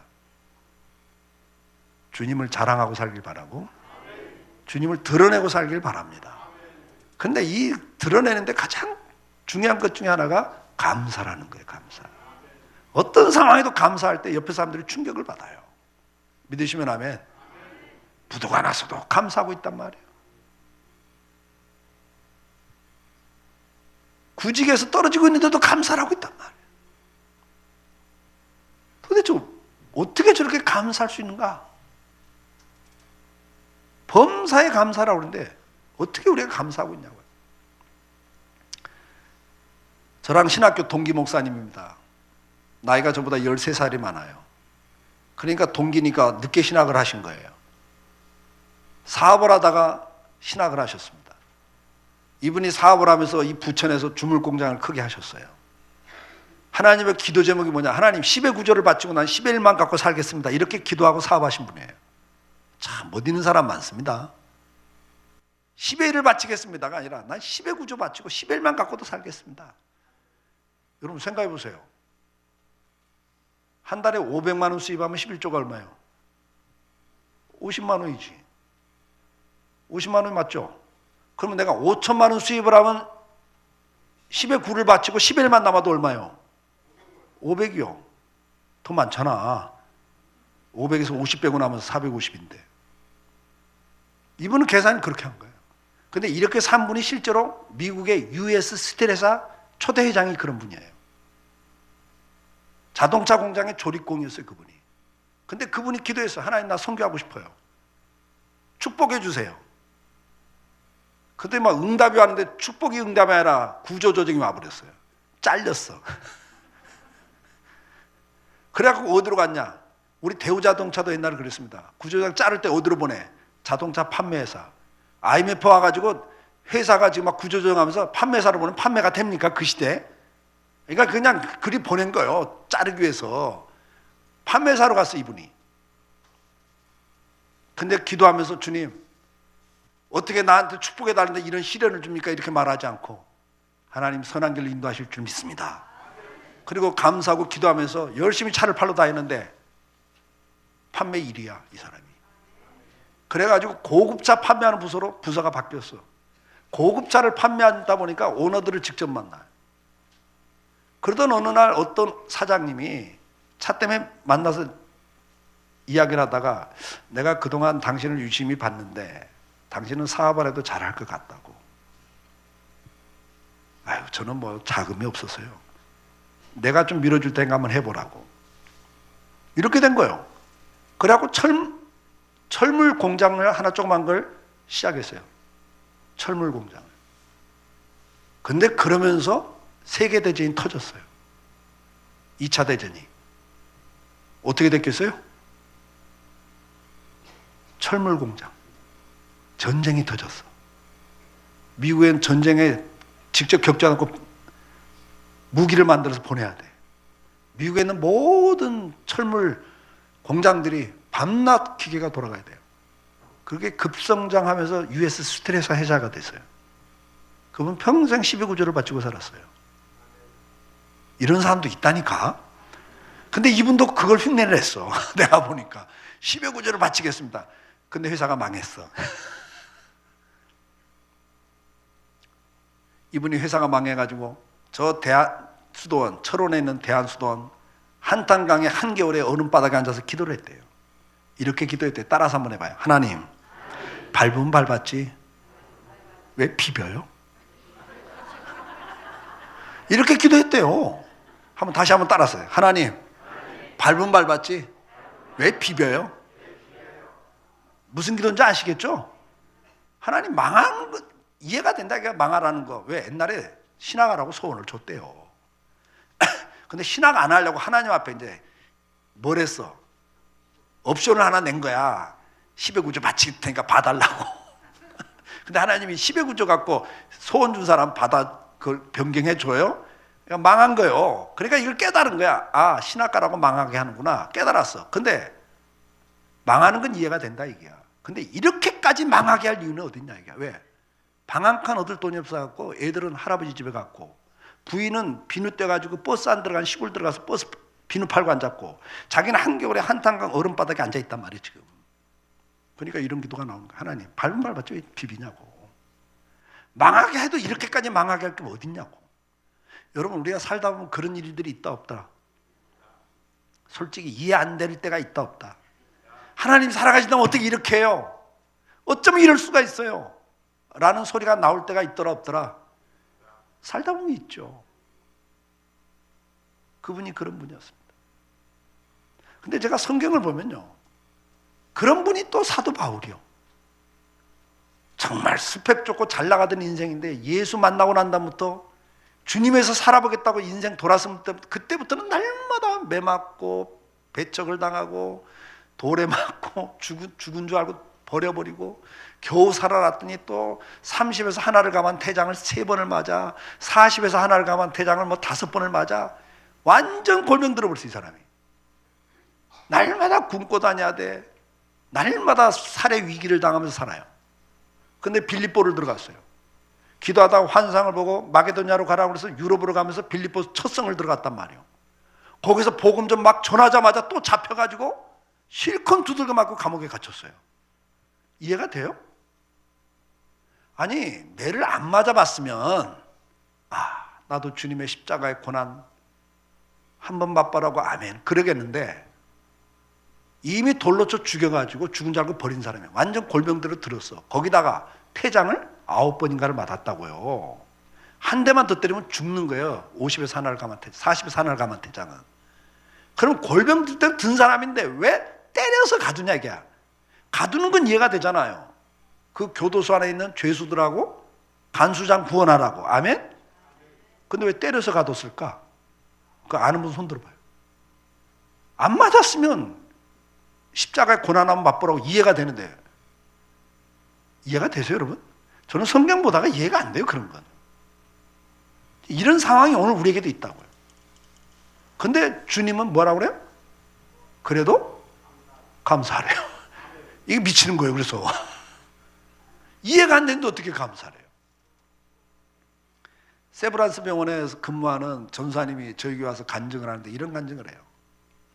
한쪽이 팔이 마비돼가지고 이제 물리치료 받으러 들어온대요. 인상 다 써가지고 이제 막 인생 막 다 끝난 것처럼 막 인상 쓰고 들어온대요. 그냥 들어와서 환자들을 쭉 둘러보다가 상반신 마비된 사람을 딱 발견하는 순간 얼굴이 싹 펴지면서 웃음이 약간 나온대. 누굴 보고? 한쪽 팔 마비된 사람은 상반신 마비된 사람을 딱 보는 순간 오, 나는 다행이다. 그러면서 얼굴에 미소가 번지면서 얼굴이 싹 펴진다는 거예요. 상반신 마비된 사람이 인생 끝난 것처럼 들어오다가 이 사람을 쫙 보다가 하반신 마비된 사람을 딱 보는 순간 와, 나는 화장실은 갈 수 있는데 막 이러면서 얼굴이 또 싹 펴진대요. 사람 심리가 희한하죠. 하반신 마비된 사람이 인생 끝난 것처럼 들어왔다가 누구 보면 또 이게 펴지겠어요. 그렇지. 전신 마비된 사람을 딱 보는 순간 어머나 나는 행복하네 감사하네 막 이러고 얼굴이 펴진대요. 그런데요, 전신 마비된 사람들 가운데 의식이 없는 사람들이 있대요. 의식이 없는 보호자들은요, 전신 마비돼도 의식 있는 사람만 보면 부러워 죽는데요. 그래요, 안 그래요? 근데 의식이 없는 환자들 가운데요, 말을 하면 손가락 하나만 까딱하는 사람이 있대요. 근데 말을 해도 아무 반응이 없는 환자들, 보호자들은 이 손가락 하나 까딱하는 환자 보고도 너무너무 부러워한대. 옆에 있는 분에게 한 말씀 하세요. 손가락 하나만 까딱해도 감사하고 살아야 돼요. 네? 여러분 한번 생각해 보세요. 길을 가다가 돌불에 걸려갖고 넘어졌고 손바닥에 까졌어. 그럼 뭐 하라고 그래야 돼? 예? 길거리 가다가 넘어져갖고 돌불에 걸려갖고 넘어져갖고 손바닥에 까졌어요. 그러면 뭐라고 그래야 돼요? 예? 잘라지지 않았으니까 감사. 대단해요, 대단해. 근데 뭐가 못 나와? 요즘 공무원들 이것들 뭐 하는 거야? 세금 가지고 말이야 월급 받아먹는 공무원들 이거 도로 정비도 제대로 안 해놓고 막 욕이 나고 원망부평 나오기가 십상이잖아. 근데 그때 성도는 뭐예요? 아이고 주님 감사합니다. 뭐가 감사해? 그래도 코 안 깨진 게 감사하지. 코가 깨지면 어떡할 거예요? 근데 코가 깨져버렸어. 그럼 어떻게 해야 돼? 예? 아이고 감사합니다. 뭐가? 눈알 안 깨진 거 감사해야지. 코는 깨져도 성형이 되는데 눈알은 깨지면 성형이 안 돼. 그러니까 눈알 안 깨진 거 감사. 근데 눈알이 깨져버렸어. 넘어져갖고. 그럼 뭐 해야 돼요? 그치, 머리 안 다친 거 감사하는 거요. 근데 머리가 다쳐버렸어. 그럼 어떻게 해야 돼요? 안 죽은 거 감사. 알긴 다 안다니까. 알긴 다 알아. 근데 그런 감사를 하고 사냐고요. 죽어버렸어. 할렐루야지. 천국 갔으니까. 알긴 다 알아요. 근데 삶에서 그 감사가 나오고 있냐 그 말입니다. 그 감사가 나오냐고.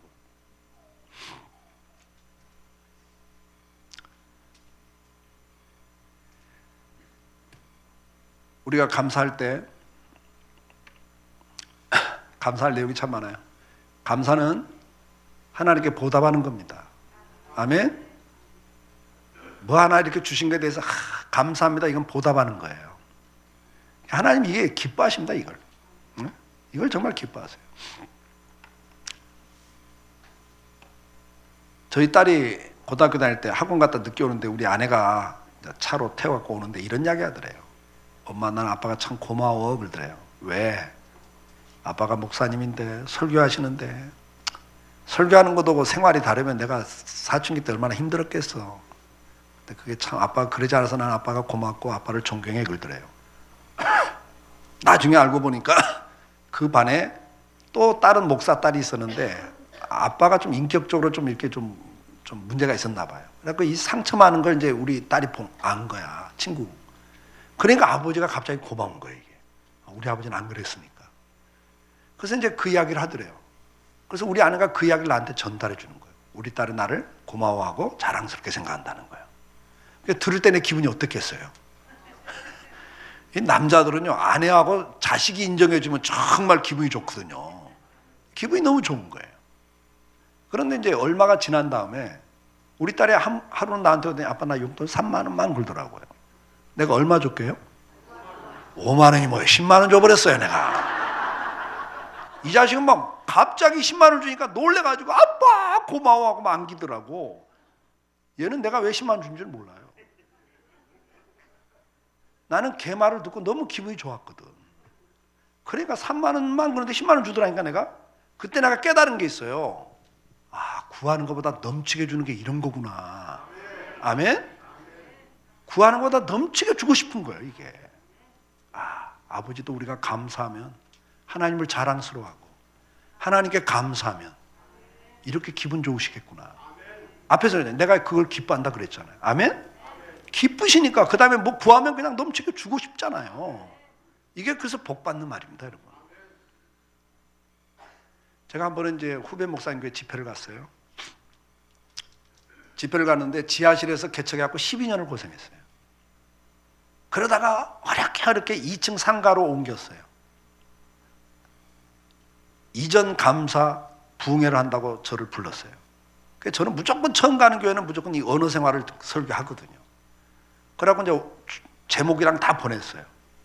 근데 앞에 앉아서 이제 기도를 하고 있는데 성령께서 내 안에 야 건축원금 해라 그러는 거예요.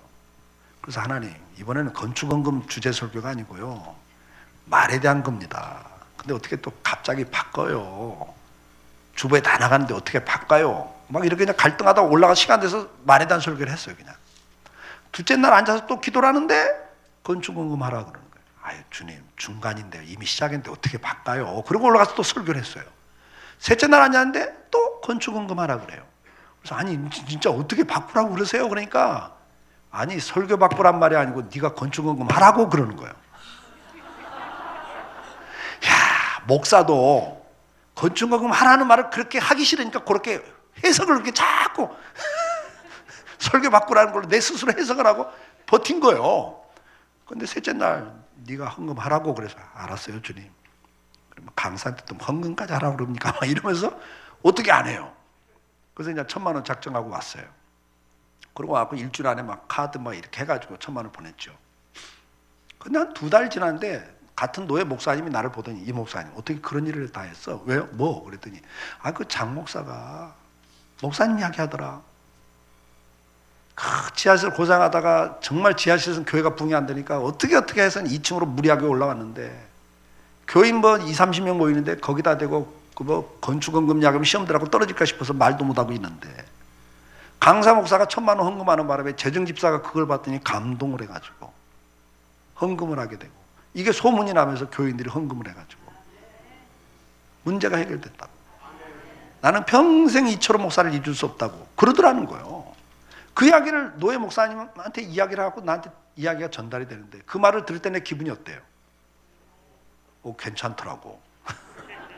근데 또 다른 목사를 만나니 그 목사가 똑같은 이야기를 하는 거예요. 그러니까 이 친구가 만나는 목사님한테 나는 이 목사 잊을 수 없다고. 나는 평생 잊을 수 없다고 이러고 다니는 거야. 그러니까요. 제가 별로 이렇게 관계가 없던 후배인데 관심이 가더라고. 관심이 가더라고. 그래서 제가 그때 중국 선교를 막 1년에 14번씩 드나들 때거든요. 전화를 했어요. 목사님, 그 중국에 조선족 지도자들 세미나를 하는데 가서 강의 좀 할래? 내가 뭐 경비는 다 될 테니까 가서 강의 좀 할래? 그랬더니 목사님 불러만 주시면 고맙죠. 막 그러더라고. 그래서 이제 비행값이고 뭐고 다 해갖고 제가 모시고 갔어요. 강의를 딱 맡겼습니다. 근데 이 조선족 지도자들은 거기서 태어난 조선족들이에요. 우리 한국 남한 말을 이렇게 우리는 또 말도 빠르잖아요. 이렇게 하면 3분의 1 정도도 못 알아들어.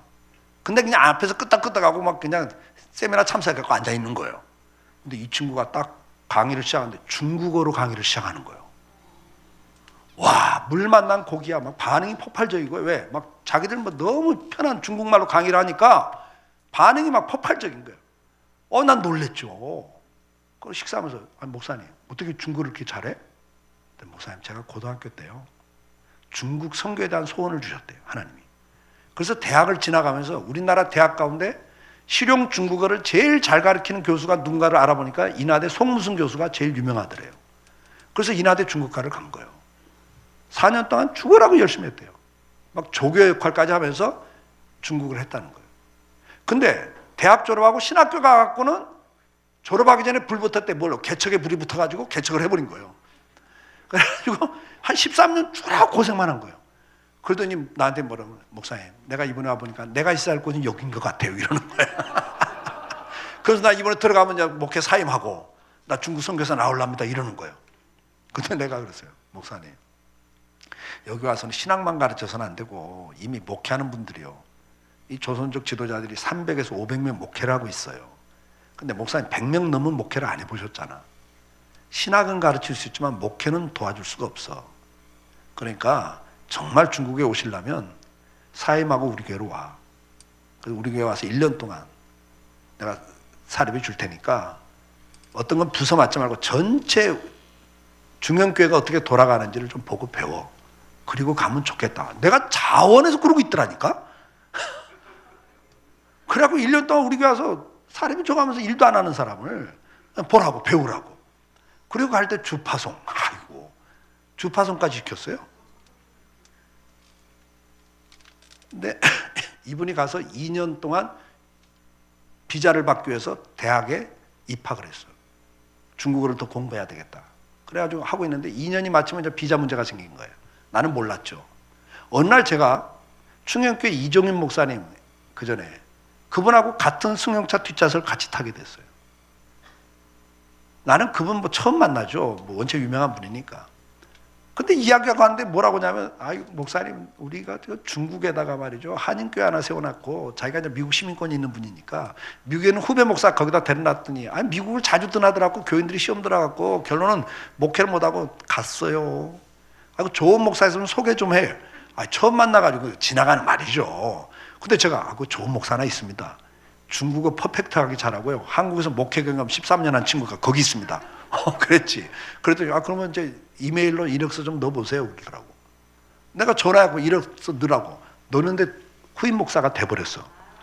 그래갖고 그냥 신분 문제가 해결된 거예요. 전화하면서, 목사님, 내가 매일 교정에서 기도하고 있었습니다. 신분 문제 때문에. 응답을 주셨습니다. 이러더라고. 여러분 보세요. 그 목사님은 어떻게 해서 그렇게 길이 잘 열렸어? 중국어를 잘해서?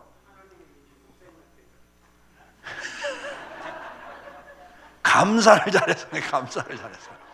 감사를 잘하니까 도와주고 싶은 거야. 근데 여러분 보세요.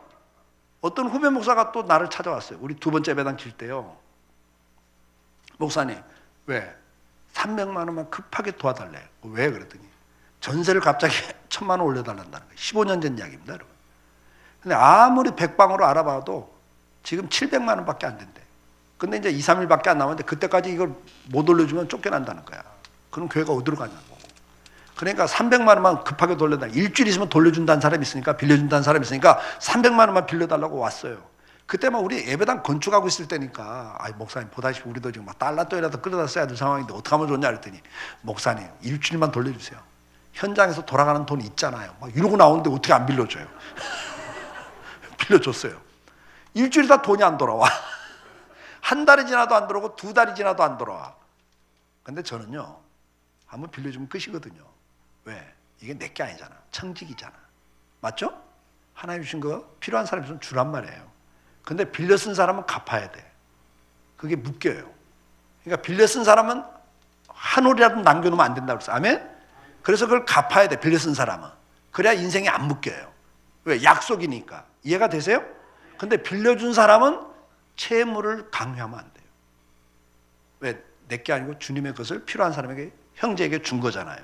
그러니까 저는 받을 생각을 이미 안 하고 있는데 2달이 지났는데 말이 들어와. 말이 들어오는데 이런 말이 들어와. 요즘 큰교회 목사들 자기들 교회는 막 몇십억 들여서 예배당 지면서 개척교회는 300만 원도 안 도와준다고. 이런 말이 들어와. 근데 또 다른 목사들은 그런 말이 또 들어와. 그러니까 이 친구가 뭐예요? 그냥 안 주고 빌려줬다 이거야. 그걸 불만으로 이야기를 하는 거야. 한 번이라도 전화해서 목사님 약속 못 지켜서 죄송합니다. 일단 최선을 다해보겠습니다. 그런 전화 한 통이라도 있으면 내가 됐다고 그랬을 거야. 근데 전화 한 통 없었어요. 근데 말이 돌아오는데 요즘 큰교회 목사들 이러면서 불만이 들어오더라고. 아, 괘씸하더라니까 좀. 괘씸하더라고요. 그래서 내가 노예 때 만나가지고, 목사님 요즘도 계속 어려워하고 한마디 했어. 그랬더니 그 다음에 200을 갖고 오더라고. 주고 싶지가 않아. 받아버렸어 내가. 내가 딴 사람 주지 내가. 이러고. 내가 그때 깨달은 게 있어요. 어떤 사람은 막 감사합니다 감사합니다 그러니까 더 주고 싶다란 말이에요. 근데 감사하는 대신 원망을 하니까 준 것도 뺏고 싶더라고요. 내가 그때, 아, 하나님도 마음이 이러시겠구나. 뭐 조그마한 것만 줘도, 하나님 감사해요. 나 잊을 수가 없어요. 내 평생 이 은혜 어떻게 갚아요. 막 이러는 성도하고, 주신 은혜는 한 번도 감사가 없고, 뭐 날마다 왜 이렇게 돼요, 왜 이래야 돼요, 나는 왜 이렇게 살아요, 원망 불평하는 사람하고, 여러분 같으면 하나님 마음이 어떠시겠냐고. 줬다가도 뺏고 싶을 것 같아요. 그 다음에 더 주고 싶은 마음이 있겠다 없겠다? 없다니까요. 하나님은 우리와 같은 감정이 있어요. 믿으시면 아멘. 슬퍼하시고 기뻐하시고 분노하시는 감정이 있다니까. 네가 나를 보배롭게 여기면 나도 너를 존귀하게 여긴다 그랬어요. 아멘. 그게 하나님 마음이란 말이에요. 오늘 그 은혜를 여러분 회복할 수 있기를 축복해요. 이 보답은 굉장히 중요한 건데 이게 감사입니다. 여러분. 그래서 이게 복 받는 말이에요. 여러분. 복 받는 말이에요. 감사는 하나님의 뜻이라고 그랬고요. 감사하지 않는 이유는 타락한 결과 감사하지 않는다 그랬어요. 말세의 특징이 감사하지 않습니다. 믿음이 약해지면 감사하지 않습니다. 감사해야 될 내용은 구원받음에 대해서 감사하셔야 돼요. 아멘? 구원받음에 감사, 은혜 주심에 감사하셔야 돼요. 믿음이 자람에 대해서도 감사하셔야 되고, 오늘도 이렇게 말씀 들을 수 있는 것에 감사하셔야 돼요. 승리하고 살도록 능력 주신 거 감사하셔야 되고, 뭐 감사할 게 너무 많아. 직분 주심에 대해서 감사하셔야 돼요. 직분 주심에 대해 정말 감사해야 돼요. 나 같은 걸 충성되이 여기서 직분을 맡겨주신 거잖아요. 믿으시면 아멘. 얼마나 감사해요. 자연 주심에 대해서 감사하라고 그랬고, 음식물 먹을 거 있는 거 주심에 감사해야 되고, 살아있음에 감사하라고 그랬어요. 아멘? 이거 감사할 게 너무 많죠. 내 모습에 대해서 감사하셔야 돼요. 내 모습에 대해서. 어저께도 말씀드렸죠. 73억 가운데 하나밖에 없는 존재입니다. 여러분, 세상에서 희귀한 걸 보물이라 그래요. 막 황금이 막 땅 파면 무조건 황금 나온다면 황금이 보물일까 아닐까? 막 파는 데마다 황금이 나와. 황금이. 그럼 황금이 보물이다 아니다? 그건 보물로 취급하지 않습니다. 그게 귀하기 때문에 그러는 거예요. 그런데 희귀한 정도가 아니라 전 세계에 하나밖에 없어. 그러면 그걸 무슨 보물이라고 그래? 그걸 국보급 보물이라 그러는 거예요. 그럼 여러분, 전 세계에 하나밖에 없는 게 여러분이요. 그러면 여러분이 어떤 존재들이요? 국보급 보물들이라고. 옆에 있는 분을 보시면서 그래요. 그동안 몰라봐서 죄송합니다 하고 한번. 우리는 이게 정말 어저께 이야기했잖아요. 이 좁은 면적이 이렇게 넣어놨는데 어떻게 이렇게 다르냐고. 신비하잖아요. 신비하고 놀라워요 정말. 나는 왜 쇼따냐 이런 소리 하지 마시고, 여러분 다르니까 감사한 거예요. 아멘? 똑같아봐. 네 남편 내 남편 어떻게 할겠고, 네 자식 내 자식 어떻게 할 거예요. 똑같으면. 다르니까 감사한 거죠. 아멘? 감사할 게 무진장 많아요. 죽음 앞에서도 감사했어요. 아멘? 죽음 앞에서도 감사하는 거예요, 여러분. 그래서 그러면 우리가 어떻게 그렇게 밟으면 밟았지 왜 비벼요라고 말할 수밖에 없는 그 이해할 수 없는 상황에서도 감사할 수 있는가? 에? 어떻게 죽음 앞에서도 감사할 수 있는가? 감사할 수 있는 배경이 있습니다, 여러분. 그게 뭐라고요? 여호와의 선하심이 나를 떠난다 안 떠난다? 안 떠난다. 믿으시면 아멘. 우리는 하나님을 알게 될 때 감사가 나와요. 그분은 절대 나를 버리지 않는다. 아멘? 아멘? 그 뜻대로 부르심을 자들은 모든 것이 합력하여 선을 이룬다 그랬어요. 믿으시면 아멘. 한국하고 일본하고 국가대표 축구가 경기가 시작됩니다.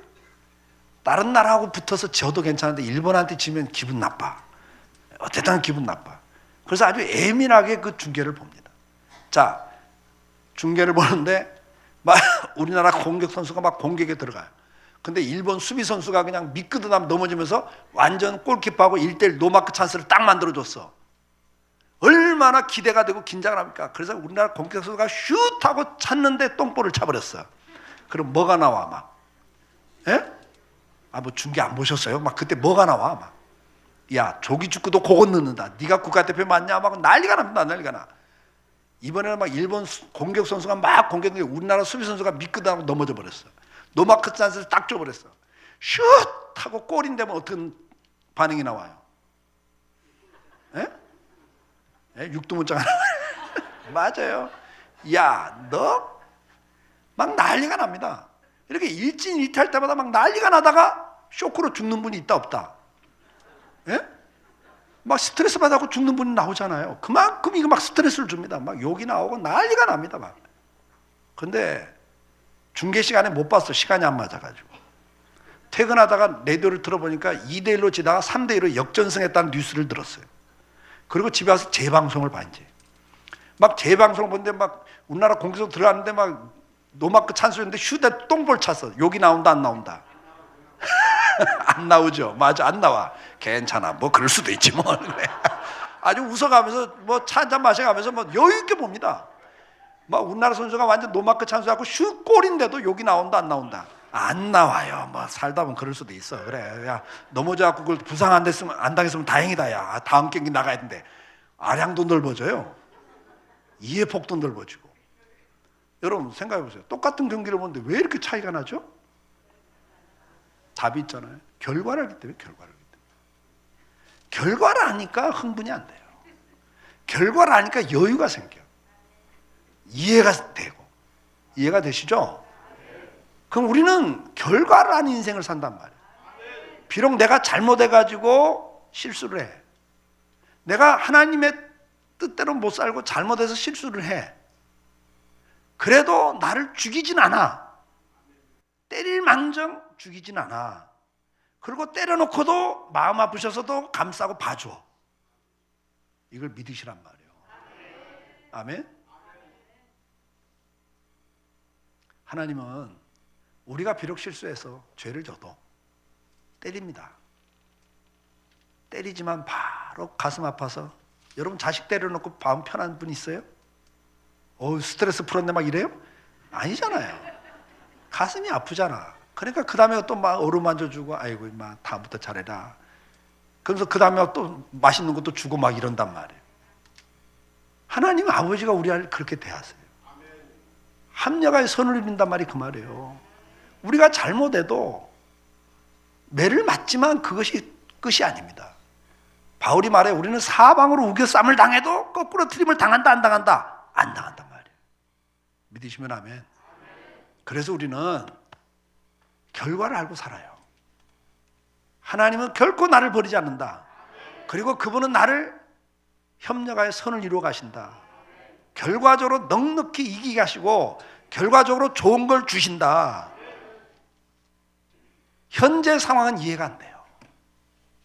밟은 밟았죠에 비벼요 소리가 나와요. 이해는 안 되지만 하나는 알아. 지금 현재는 이해가 안 되지만 결과적으로 하나님 좋은 길로 인도하신다. 그걸 믿게 우리는 감사할 수 있는 거예요. 그 감사하고 살길 주 이름으로 축복합니다.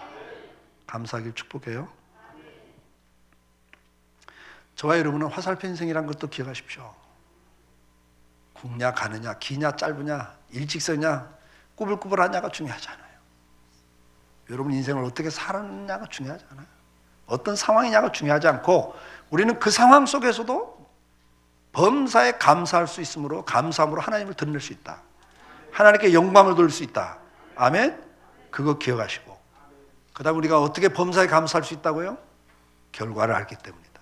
하나님의 선하심과 나를 사랑하심과 그 결과를 알기 때문이다. 그래서 우리는 범사에 감사할 수 있는 거예요. 오늘도 그 감사를 회복할 수 있기를 축복해요.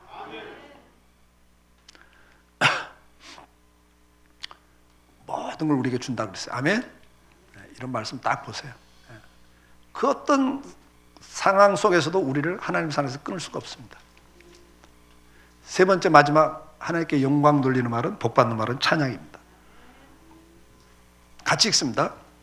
예수 그리스도로 말미암아 항상 찬미의 제사를 드리자. 이는 그 이름을 증거하는 입술의 열매니라. 찬양은 찬미의 제사라고 그랬습니다. 찬미의 제사를 드리자. 이건 제사입니다. 하나님 앞에 연락드는 제사가 찬양입니다. 찬양은 호흡 있는 자는 무조건 찬양하라 그랬어요. 오늘도 내가 생명 붙어 있으면 찬양할 존재입니다. 왜요? 하나님이 우리를 지으신 목적이 뭡니까? 즐거워하며 시온의 주민은 그를 왕으로 말미암아 즐거워할지어다 그랬어요. 아멘? 우리는 나를 지으신 하나님으로 말미암아 즐거워할 수 있는 존재로 만드신 거예요. 왜 찬송해야 됩니까? 우리가 이게 본분이란 말이에요. 아멘? 마땅히 행할 그 찬송입니다. 나를 지으신 하나님을 찬양하는 건 마땅한 본분이에요. 같이 읽습니다. 이는 그의 사랑하시는 자 안에서 우리에게 거저 주시는 바 그의 은혜의 영광을 찬미하게 하려는 것이라. 우리를 구원하신 목적 가운데 하나가 뭐라고요? 하나님과 관계를 회복하는 것뿐만 아니라 우리를 통해서 하나님이 찬양을 받기를 원하시는 겁니다. 같이 읽습니다. 이 백성은 나를 위하여 지었나니 나의 찬송을 부르게 하려 함이니라. 하나님이 여러분을 왜 지으셨다고요? 하나님을 찬송하는 자로 세우셨다는 걸 믿으시면 아멘. 성경 구절이니까요. 내가 존재하는 이유 중에 하나예요.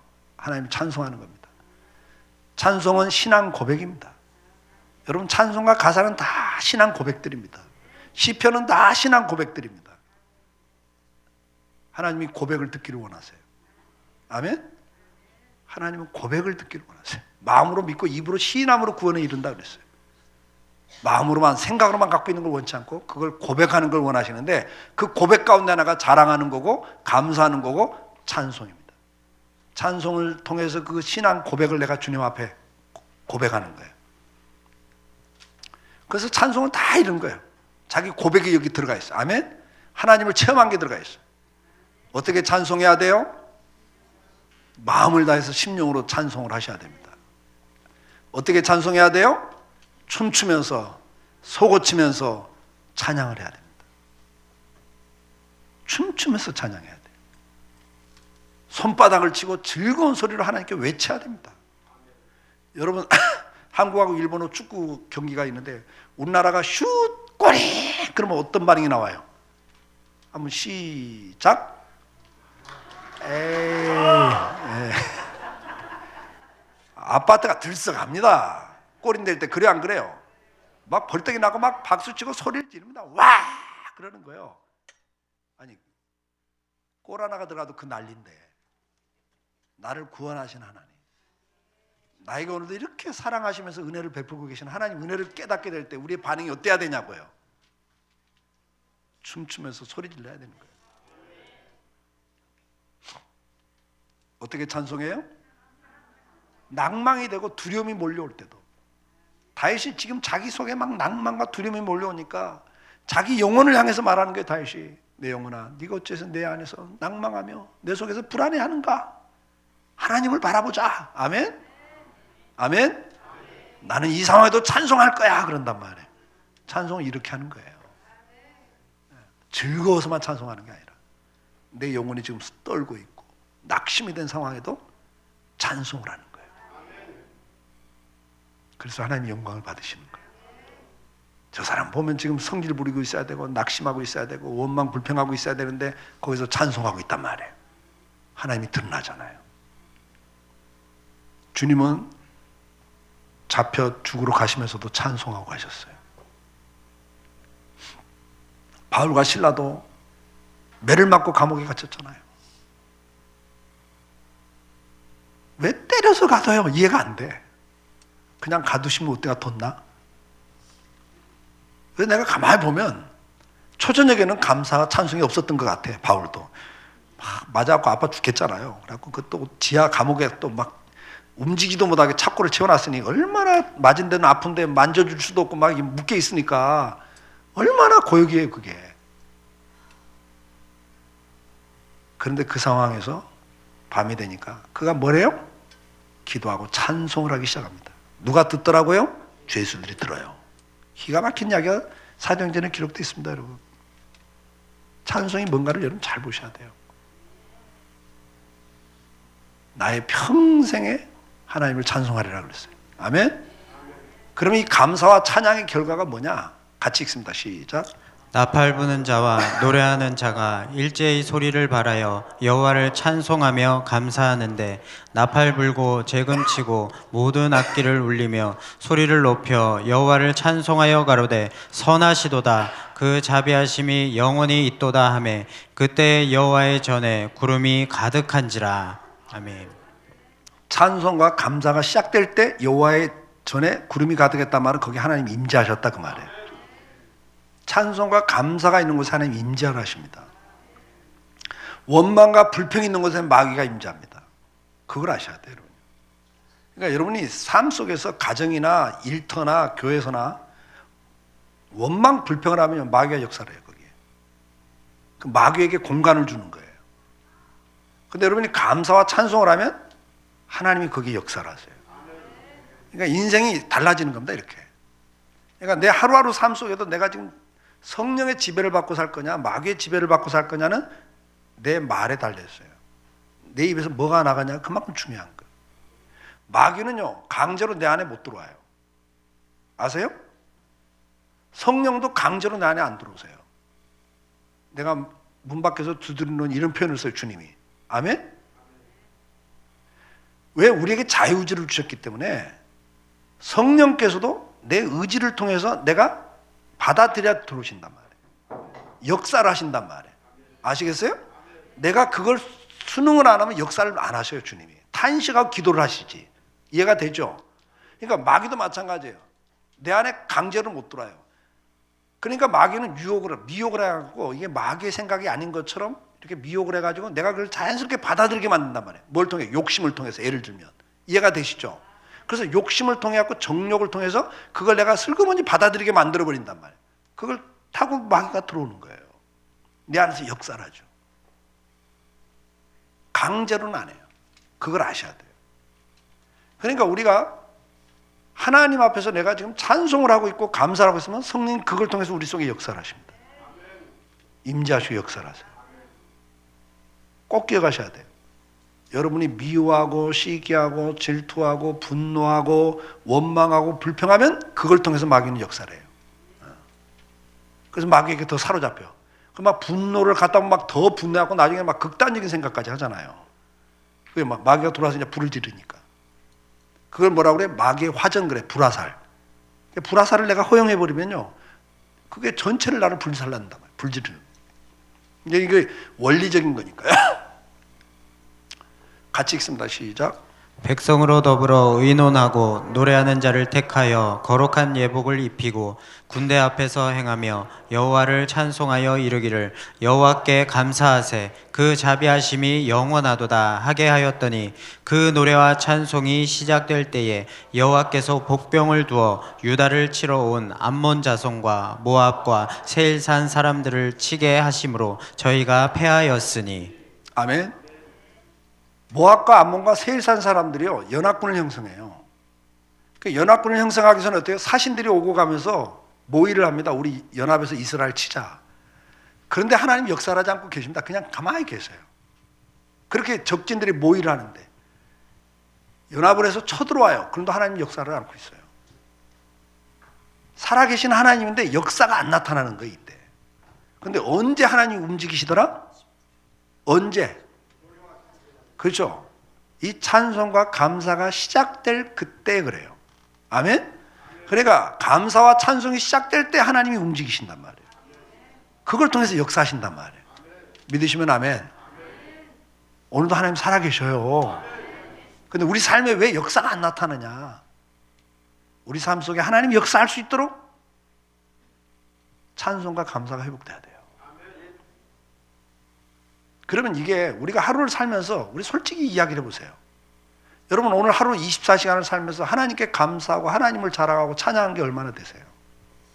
그 시간하고 여러분들이 그냥 불만을 품고 누구 미워하고 시기하고 은근히 깎아내리고 그 다음에 나 혼자 또 막 원망 불평하고 짜증 부리고 이런 시간하고 어느 게 많으세요? 얼마나 감사한지 모르겠어요. 예. 그러니까 여러분 보세요. 내 안에 지금 내 상태에 따라서 역사가 나타나는 거예요. 아시겠죠? 그러니까 우리가 하루를 살면서 어떻게든지 주님과 함께 동행하는 것을 추구하셔야 돼요. 내가 주님 안에 깊이 들어가야 되고 주님이 내 안에 오셔서 나를 주장하시도록 나를 맡겨야 된단 말이에요. 그건 뭘 통해서요? 우리가 낮 공부 때 다뤘습니다만 그건 경건 생활을 통해서 이루어지는 거예요. 믿으시면 아멘. 말씀을 묵상할 때, 아멘. 기도할 때, 그리고 감사와 찬송이 있을 때 하나님 역사한단 말이에요. 그럼 여러분 찬송을 어떻게 하셔야 되겠어요? 네? 찬송을 어떻게 해야 되겠어요? 여러분? 그냥 예배 시간만 찬송해요? 예? 예배 시간만 찬송하는 게 아니에요, 여러분.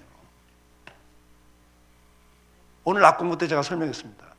구약 시대의 성도들도 하루 3번을 시간을 정해놓고 하나님께 기도했어요. 기도만 한 게 아니라 그들은 말씀을 묵상하고 기도했단 말이에요. 아멘? 구약의 성도들은 율법을 암송을 했습니다, 여러분. 왜? 성경이 없는 시대를 살았으니까 그분들이. 그러니까 듣고 암송을 하는 거예요. 다 암송을 해서 그 말씀을 계속 묵상했단 말이에요. 그리고 기도했단 말이죠. 오늘 우리도 그거 회복이 돼야 돼요. 여러분 매일 말씀을 읽으셔야 돼요. 그리고 그 말씀을 고씹으면서 되씹으면서 묵상을 하셔야 돼요. 그리고 묵상하다 깨달아진 게 있으면 그걸 갖고 그걸 기도 제목 삼고 기도를 하셔야 된단 말이에요. 그게 기도하는 방법이에요.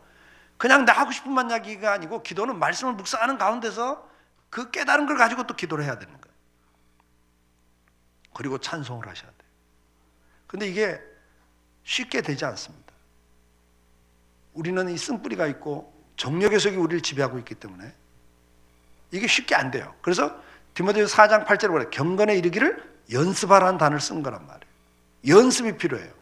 여러분 감사도 연습을 하셔야 됩니다. 하나님 자랑, 예수님 자랑, 십자가 자랑, 교회 자랑, 목사님 자랑, 성도 자랑도 연습을 하셔야 됩니다. 그냥 되는 게 아니라. 찬송도 연습을 하셔야 됩니다. 의도적인 노력을 하셔야 돼요. 하루를 살면서 그저 짬만 나면 예수님을 불러야 되고, 예. 낮 공부 때 이런 이야기를 했어요. 제가. 내가 시간을 정해놓고 장소를 정해놓고 기도합니다. 다니엘도 시간과 장소를 놓고 기도했고 예수님도 시간을 한정한 시간을 기도하기 좋은 시간을 놓고 기도하셨어요. 사도들도 시간을 정해놓고 기도했습니다. 필요한 거예요. 그리고 의도적으로 우리가 매일매일 주님 이름을 100번 이상 불러보자. 어거스틴의 화살기도 주여 주여 나를 불쌍히 여기소서. 주여 나를 불쌍히 여기소서. 이러고 다니시면 돼요. 그러니까 우리 초대교회 선배들은 하루를 살면서 주님 놓치지 않고 살려고 어떤 분들은 하루에 25,000번 예수님 이름 불렀다고요. 짬만 나면 예수님 이름 부르면 누구 생각나? 예수님 생각나잖아요. 그런 삶을 살았다고요. 그 뭐 수도원이니까 그렇게 하지만 우리는 일상적인 삶을 사는 사람이니까 하루에 100번 이상 불러보자. 저도 그런 경건의 훈련을 계속 합니다. 그리고 찬송을 해야죠. 여러분 보세요. 저희 교회에서 부흥회를 하는데 강사가 오셨는데 주제가 뭐냐니까 24시간을 주님과 함께야. 얼마나 이게 막 기대가 되든지 강사 저녁 식사 대접을 합니다. 저녁 집회부터 시작하니까. 식사 대접을 물었어요. 설교 듣는 것도 기다리는 게 급해가지고 목사님 어떻게 24시간을 주님과 동행합니까? 내가 물어봤어요. 그때 나한테 반문해. 목사님은 어떡합니까? 저는 예수님 이름을 부릅니다. 100번씩만. 그거 좋네. 그러고 내가 다시 물어요. 목사님 어떡합니까? 저는 찬송을 합니다. 그러더라고. 찬송 그렇게 많이 하세요? 그랬지. 또 아니요. 한 곡만 계속 합니다. 그러더라고. 보니까 방법이 좋아. 방법이 좋더라고요. 그래서 저도 한 곡을 선곡을 했습니다. 짬만 나면 부르려고.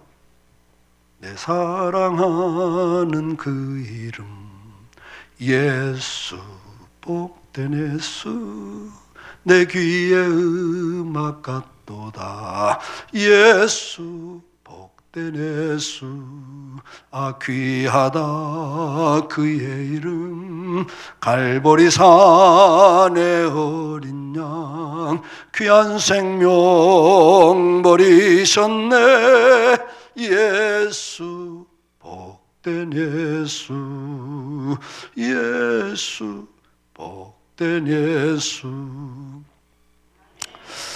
저는 이 찬송을 골랐어요. 이 찬송을 골라서 합니다. 어느 때는 운전하다가도 부르고요. 그러다 눈물 나면 차 세워놓고 울기도 하고요. 근데 제가 이 찬송을 선곡한 이유가 있습니다. 이 찬송을 조금 전에 후렴을 한번 반복하면 예수님 이름 8번을 부르게 돼 있어요. 100번 채우는 게 쉬운 줄 아세요? 하루에 예수 이름 100번 부르는 게 쉬운 줄 아냐고요. 이렇게라도 채워야죠. 김기동 목사님 쪽 고구마 전도법, 김기동 목사님이 집사 때 간증한 걸 제가 들었어요. 운전하고 가는데 중앙선을 침범해 와서 자기를 받았대요, 차가. 그 다음부터 깨달은 게 내가 운전 안 만져라도 와서 박는 데는 방법이 없구나. 그래서 그 다음에는 운전하다가 차가 하늘에 그냥 지나가면 감사해서 할렐루야 그랬대요. 근데 시내에서 막 차가 샥샥 지나가면 할렐루야 할렐루야 할랄랄랄 이러고 갔다는 거예요, 자기가. 이야, 집사도 저렇게 할렐루야라고 사는데 나는 뭐냐 이 생각이 들더라고요. 그래서 저도 이제 예수님 이름 하루 100번 이상 불러보자. 뭐 기도하는 시간 정해놓고 성경 읽는 시간 정해놓고 그 다음에 또 예수님 이름 중간중간 짬짬이 다른 생각하지 말자. 예수님 이름 불러보자. 아침에 눈 뜨자마자 예수님. 그러면 주님 감사해요. 오늘도 하루 또 허락해 주셔서 감사해요. 이렇게 시작을 하죠. 막 운전하고 가는데 갑자기 막 대각선으로 들어와 막 어떤 차가. 그럼 뭐가 나와? 막 소름이 쫙 끼치면서 예? 막 욕이 나오려고 그래. 근데 막 그때 주여 예수님 그래 버려요. 그럼 예수님하고 욕할 수는 없잖아. 아이고 저 사람이 초보인가 봐요. 막 이러면서. 여러분 이게 하루아침에 되는 게 아니에요. 하루아침에 되는 게 아닙니다. 제가 파푸아뉴기니아에 선교부장 할 때, 우리 총회 선교부장 할 때, 선교연장 할 때 파푸아뉴기니아에서 성경 번역 선교에서 우리 총회 선교사님이 성경 번역이라면 그 나라 부족 말을 만들어서 문자를 만들어서 성경 번역을 하는 거예요. 그 참 십몇 년 이렇게 걸려서 만드는 거거든요. 봉헌식 해달라고 갔죠. 그때 우리 선교부 부원 목사님, 한광수 목사님 같이 갔어요. 근데 이제 파푸아뉴기니아 이제 수도에 내려서 그 다음날 하룻밤 자고 경비행기를 타고 육로가 없고 경비행기 타고 잔디밭에 내리는, 그렇게 해서 그 원주민을 마을을 들어가는 거예요. 그 6인승이가 소형 경비행기를 타고 가는 거예요. 하룻밤을 자는데 완전 잠이 막 들라오는데 삐리릭 삐리릭 삐리릭 그러는 거예요. 잠이 깼어요. 이게 뭔 소리야? 근데 조용해요. 그래서 또 잠을 청하고 이렇게 했는데 또 삐리릭 삐리릭 하는 거예요. 신경이 쓰고 잠이 못 자겠더라고. 그래서 이제 그다음부터 저기 어디서 나는 소린가 추적을 해갖고 이제 제거하려고 잠은 이제 잘 생각은 포기하고 이제 그 귀를 기울이고 있는데 삐리릭 삐리릭 건데 보니까 그 한 목사님에게서 그 소리가 나는 거예요. 가만 보니까 손목시계에서 30분인가 1시간마다 삐리릭 삐리릭 하는 거 이게. 잠을 못 자겠는 거라. 근데 뭐 깨울 수도 없고 이미 고나게 주무시는데 나보다 선배시니까. 아침에 났더니 나보더니 굿모닝 그래요. 그래서 목사님 굿모닝 무슨 굿모닝 그 뭔 소리예요? 그 1시간마다 이렇게 삐리삐리 하면 사람 어떻게 자라고. 아이고 목사님 그랬구나 미안해. 그러면서 이런 말 하는 거예요. 자기가 목사인데 살면서 보니까 주님 잊어버리고 살 때가 너무 많더라는 거예요. 그래서 1시간마다 삐리릭 알람 시계를 차고 다니면서 1시간마다 삐리릭 거리면 그때 자기는 가상칠언을 묵상한대. 그러니 거기다 대고 무슨 말을 해? 할 말이 없지. 그래요. 그러면서 속으로 또 부럽다 대단하다. 그리고 그냥 그 다음날 경비행기를 타고 이제 아침에 그날 경비행기를 타고 이제 이 경비행은 마지막이 날거든요. 그 원시림을 위에를 날아가니까 얼마나 또 구경거리입니까? 이렇게 내려다보는데 삐리릭 삐리릭 또 굴더라고. 이 삐리릭 소리 나오자마자 내 입에서는 내 사랑하는 그 이름 예수 복된 예수. 무슨 기회가 있으면 툭 튀어나올 정도는 이게 하루아침에 되는 게 아니에요. 아멘? 여러분 우리가 이 찬양도 매일 의도적으로 하셔야 됩니다. 제가 이 모태신앙이고 우리 아버지가 굉장히 보수적인 분이에요. 제가 중고등학교 다닐 때 유행했던 게 소울, 팝이었습니다. 근데 그거 듣다가 그때는 이제 트렌이 있다 라디오로 들었거든요. 근데 그거 듣다가 잡히면요 우리 아버지가 라디오를 박살을 내버립니다. 세상 음악 듣는다고. 난 그렇게 좀 합동적 엄한 데서 자라서 제가. 그래갖고 세상 아는 노래가 별로 없어요. 노래가 없는데 군대를 딱 가려고 그러니까 주변에서 뭐냐 군대 가면 쫄병 노래를 시킨대. 근데 노래를 못하면 매를 맞는다고 그러더라고. 얼마나 또 겁이 나요. 급하게 노래 하나를 배워갖고 들어갔어. 눈물 젖은 도망가. 그것도 1절만. 그거 하나 배워갖고 들어갔잖아요 제가. 진짜 아니야 다를까. 신병 훈련 마치고 자대 배치 받아갖고 점호라는 게 있어요. 숫자 제대로 있나 탈영병 없나 저녁에 숫자 세는 점호라는 게 있어요. 점호 끝나고 나면 자유시간이 좀 있거든요. 자유시간에 딱 되니까 야 신병 일어서 노래일발 장진 딱 그러는 거예요. 그러니까 이제 발사 그러면 박자가 엇박자가 나면 안 돼. 발사 떨어지자마자 노래가 탁 튀어나와야지. 그게 엇박자가 나면 군기빠 있다고 또 매를 맞고 기합을 받아야 돼. 일어서 노래일발 장진 딱 섰죠. 발사하자마자 두만강 푸른 물에 노젓는 뱃사공 막 난리가 났어요. 사이사이 하고 막 난리가 났어요. 야, 그 다음날 점호 끝나니까 야 너 일어나. 노래일발 장진 발사 두만강 푸른 물에. 그날 밤 제가 어떻게 됐겠어요? 고참 희롱죄라는 게 있어요. 고참 희롱죄. 원산 폭격하고. 제가 그런 사람이에요. 아는 게 지금도 없어요. 근데 어느 날 라디오를 틀었는데 운전하다가 노래가 하나 탁 나오는데요. 갑자기 눈물이 핑 돌더라고요. 이른 아침에 잠에서 깨어 너를 바라볼 수 있다면. 그 다음 몰라요 제가. 근데 그 가사가 딱 듣는데 갑자기 우리 아내 생각이 나면서 눈물이 핑 도는 거예요. 근데 문제는 뭐냐면요, 그날 하루 종일 내가 무심코 흥얼거리면 나도 모르게 이른 아침에 잠에서 깨 이러고 있는 거예요. 내가 목사가 무심코 흥얼거리면 이른 아침에 잠에서 깨. 그 다음 몰라. 하여튼 그 다음에 또 이른 아침. 내가 그때요 깨달은 게 하나 있어요. 야, 그 한 구절이 하루 종일 나를 지배하는구나. 그게 나를 지배하는구나. 그래서 그 다음에 우리 아내한테 그런 이야기 했습니다. 새벽기도 갔다 와서 찬송 틀어놓으세요. 우리 애들 아침에 일어날 때 찬송 듣고 시작하게. 여러분, 우리는요 내가 무슨 말을 하느냐가 나를 지배합니다. 아시죠?